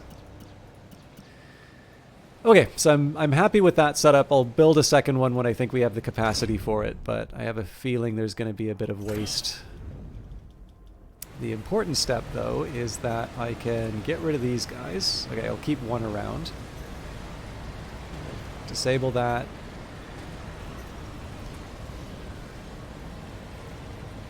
So I want to make sure everything's clear before I start dismantling. But for the most part, this is fine. So this is still processing, so we gotta wait on that. And the floor is pretty clean, so we're gonna make more of a mess.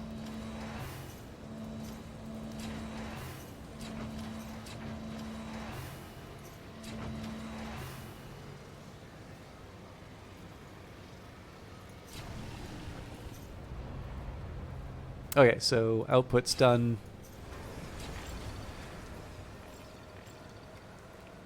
And it's not near the bridge, so this is going to possibly make a mess.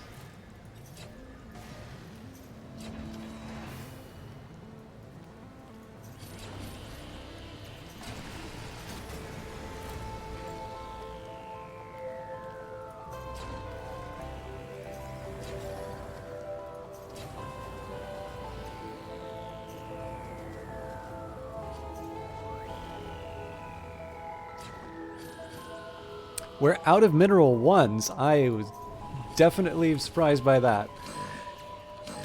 I knew it. I knew that was going to happen at some point. All right.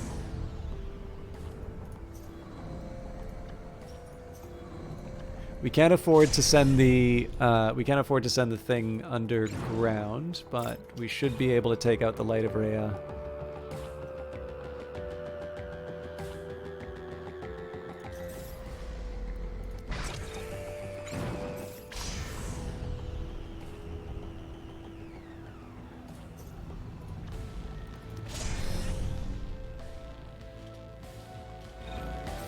Okay, that thing's gonna start shooting us, so I'm gonna get a slightly better angle that doesn't involve me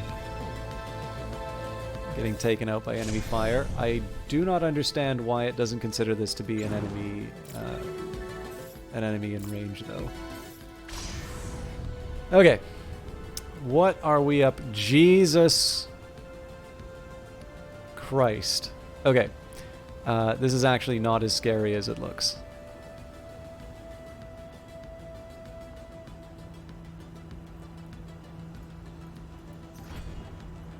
Reinforcement pillar. Huh. I haven't seen one of those on a ship. So this I'm going to... They don't have any healing, so this is just a chance for me to do some cheeky hits on the enemy. Oh, it's an auto shield. All right. That'll make things a little more complicated, but... Now, what I'm curious about is how these things are still able to stay powered. Because I would have guessed that we would have just taken out their ability to fire things. So we're actually in considerably more trouble than I thought we were. The answer is still going to be to take out the enemy crew. But yeah, this is going to get tricky.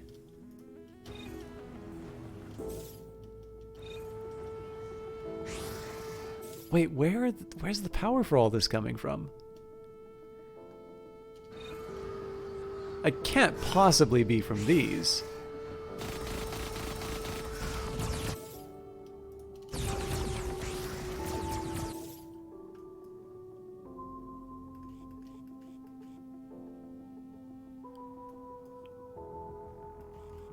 Yeah, there's like no batteries, there's no... Man, that's weird. Okay, now these things are down. But let's make sure they stay that way.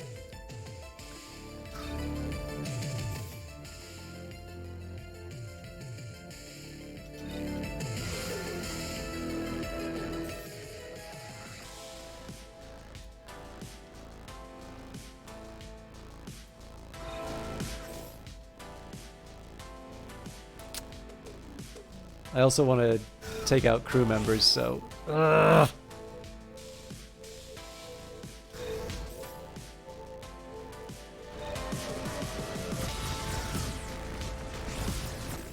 Oof. Yeah, those shields. I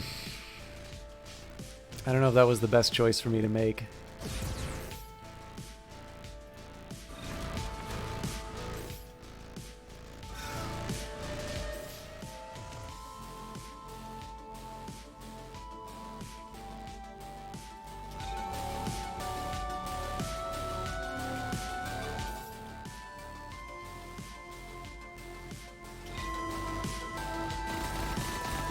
No way! Alright. It'll be ugly, but it will do what we need. So one breaks the shield, the other one kills the operator.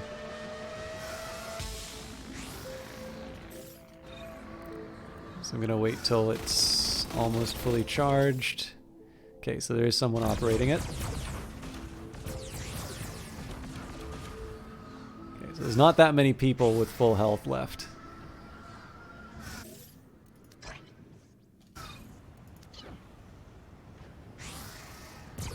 Again, we always need 2 shots to be able to break the shield. And we got 2 for 1 on that, so that actually wasn't as bad as I thought it was going to be.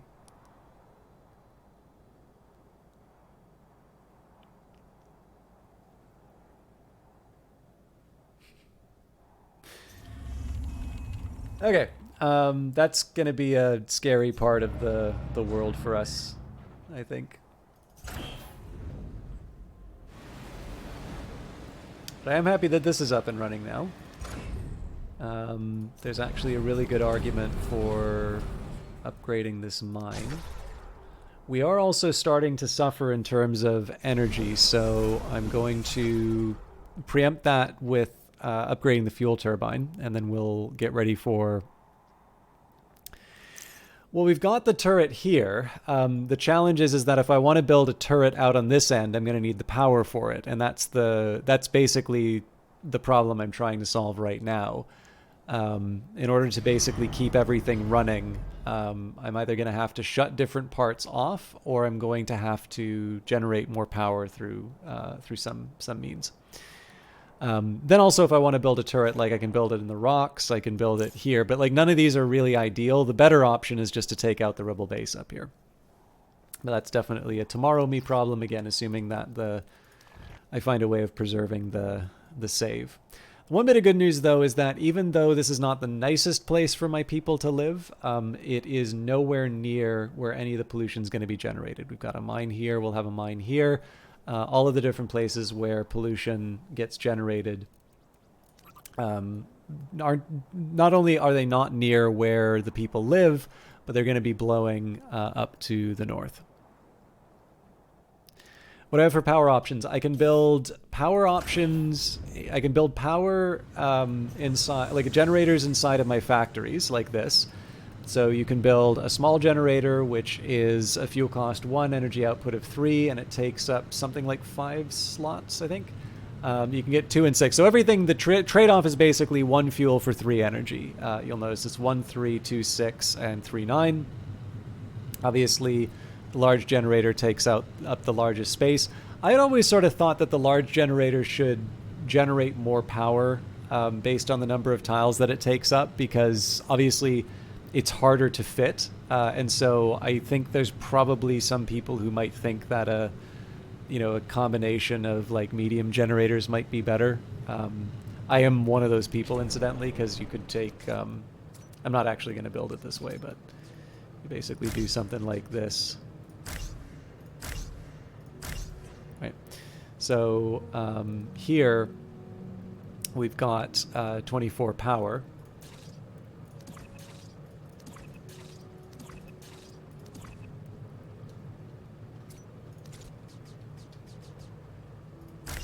So here we've got 9. What else can we do? Well, I guess we can cram one of these in, so that brings us up to 18, 21. Yeah. So that doesn't quite work for us.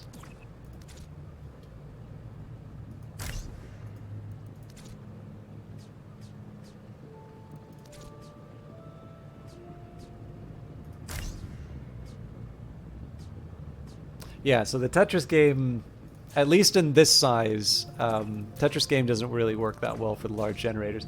When you double them up and you have more space, you can actually do some fun things with the large generators. But actually, we can also work this out. So that's 6, and then 3 by 6, that's 18, 24.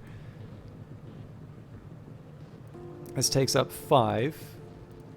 Yeah, so this is interesting. This takes up 24 slots, whereas 3 of these would take up 15 slots. And in fairness, like, it's not going to take it up in the same way. Like, you can't exactly fit these inside, but it does actually feel like the large generators are a little bit of a disadvantage. But yeah, it's all fuel-based.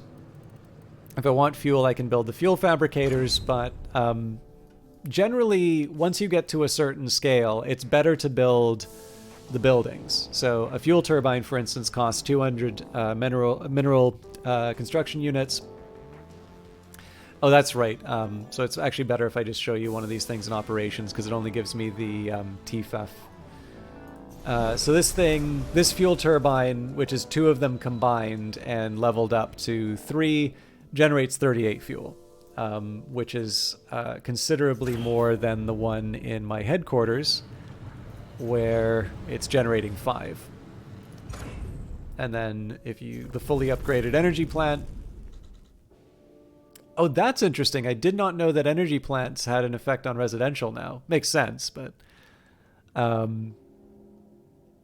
in any case, this thing's making 228. So even if you divide it by 2, 114, and then of course the base level of the energy plant is considerably less. So it takes up 9 fuel, but it produces 60 energy, which is a lot. is definitely a better ratio than the individual generators. So dedicated buildings are better, but they're also more costly. I wonder when the livability effect came in. But assuming that we move forward with this mission, so currently our victory score is 6, partly because we already paid for that at the start. Fuel supply is not limited, only its production. There are sort of limits. So there are parts of the map which generate more zethane than others. You do pull fuel out of the air, but you can see some regions are better than the others. Like this is almost dead as far as ethane is concerned, but this is quite rich. So generally what you want to do is you want to build your fuel extraction in places. You want to build fuel extraction in places that make sense, basically. But yeah, so isotope cultivator, piece of cake, top influencer. We've gotten that, like we've gotten and lost that more than a few times over. So, you know, just get the influence. That's all we need there. Local leader. We actually already got that. So we only needed 38. Citizens make me money. So I kind of want those. So these were pretty straightforward. Mine 2 nodes simultaneously. We're already on our path to that. So that's not much of a worry. Own 8 fuel silos. That's something we can do pretty simply. It's one that I always save for the end, though, because I tend not to use them that much. Automotive collector, own 8 trucks, so we're already there. Clear 15 resource patches is something that I think will just naturally happen over time. Actually, no, it won't. Well, sorry, no, there's some up here. So yeah, give it some time. We'll be able to finish that. Maintain command territory over 420 tiles. So I need 100 more tiles. I feel like we can do that by building a couple more command centers. Probably we'll just wind up taking this over. And then power prepper stores 64,000 energy. So that's analogous to the fuel philanthropist. So tier 3 goals are worth 3 each. Tier 2 are worth 2. So in the end, we'll have 3. Then we get 6 for these. So that's 9 in total. And then 3 for these. So that's 9. So sorry, I guess I said 3, 6, 9. So 18. Plus I think we had the 2, so we'd be at 20. So we could actually already claim a silver victory just by doing the tier 3s. But honestly, we'd go for gold at that point, because most of this stuff here is pretty straightforward. This will be a pain to do. This will be mildly inconvenient. Actually, I think the one that would take me the longest would be the command territory. Although, to be completely honest with you, what I would prefer to do is generate a whole lot of money and just build a couple of ships that will allow me to blow up the rebel base.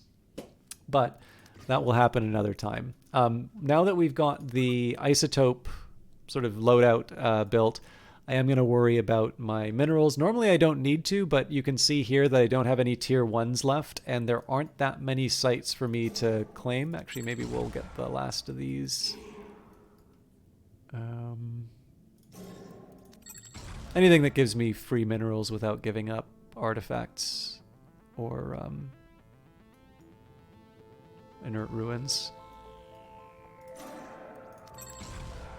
It's just something to keep the mineral people busy. Oh, there's actually quite a bit.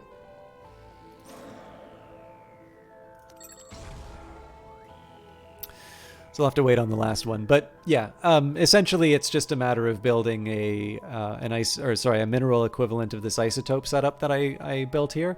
And then that's also going to give me the option of repurposing this factory for something else. So part of this plan was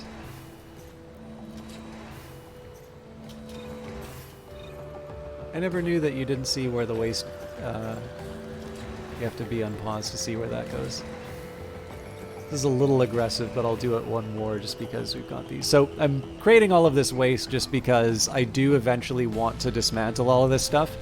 And if you do it all in one go, it's you tend not to have enough space. So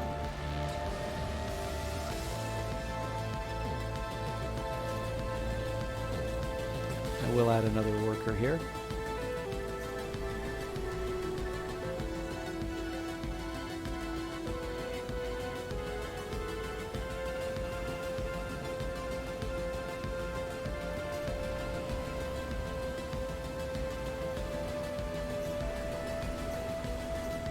But yeah, this is a nice little halfway point, but I suspect probably what I'll do is I'll maybe put a, I don't know, I might put like a power plant down here or something like that. It's not that critical for me to... It's not that critical for me to have a factory down here if I've got 2 working ones. Ideally, what I'd do is I'd like level up the mines to their top tier and then just have 2 production lines running. But we don't exactly have the isotopes to get reckless with that for now. So.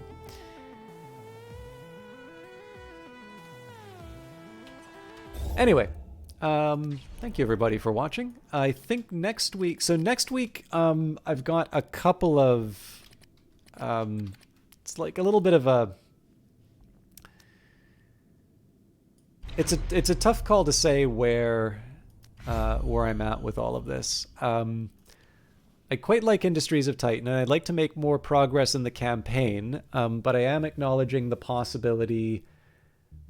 I think there was plans in the roadmap eventually to dump waste into the waterways, but I believe that is no longer. I believe that's no longer a plan in at least the 1.0 version of the game. So essentially, you burn waste and put it in the atmosphere where it can do the most damage. Waste management by far is one of the most challenging parts of Industries of Titan. It can really get away. It can really like get away from you if you're not careful.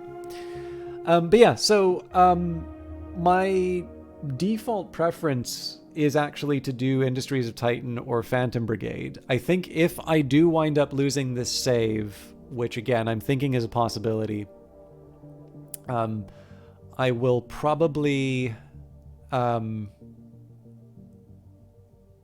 I'll probably do another game just because it's a nice sort of break point. And the question really is, do I do Godless or do I do Phantom Brigade? What I'd probably do in that case would be Godless next week and then maybe Phantom Brigade following that. And then as always, if there's a new update for a game, I'm, I usually tend to prioritize that. Friday, I guess I'm doing Against the Storm again. I've been really enjoying that. And actually it winds up being, kind of winds up tying into Industries of Titan as well. But that's a, that's a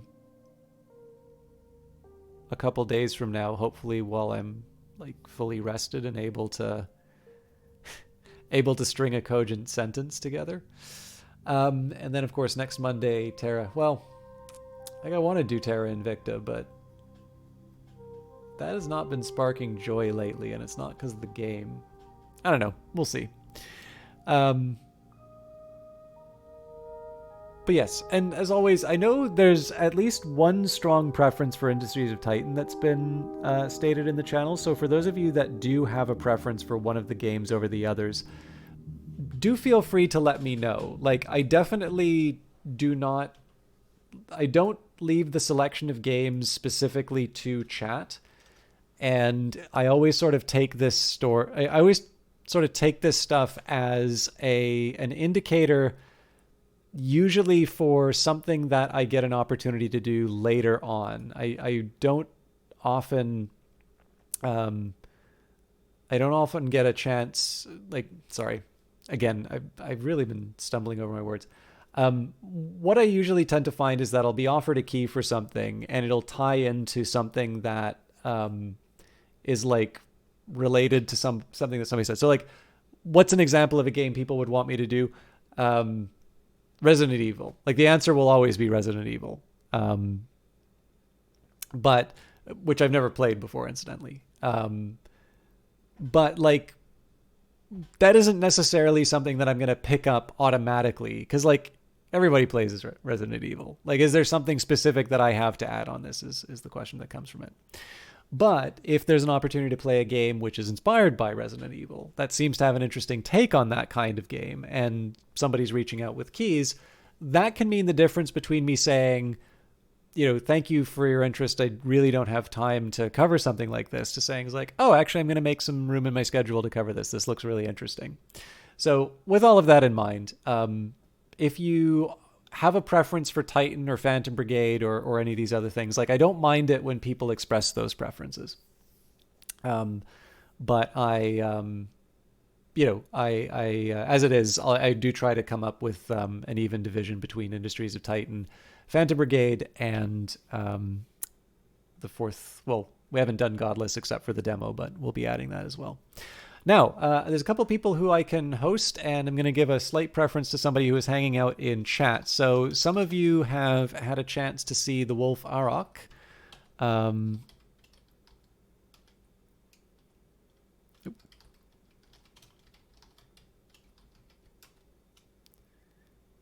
Yeah, I'm hosting you, Mad King Brutos. So I wanted to take a quick second here and shout out the Wolf Arok, because he has been actually having a little bit of a tough time of it lately. I'm really happy to see him still doing streaming, but because Mad King Brutos is streaming Phantom Brigade, I think it would be great to host him and keep it in the Brace Yourself family. And of course, I did mention that I'm quite happy to see Mad King Brutos whenever they come to chat. So let's head over there. And hopefully Mad King Brutus will be able to entertain you for the rest of the evening. Take care, everyone, and I'll see you in a couple days. Oh, that's right. I'm raiding, so this is going to be kind of an awkward... Hey, all of you are coming on the raid. That's good. But yeah, thank you everybody for watching. Again, I'm sorry. I'll try to be more clear next week. Yeah, see you later.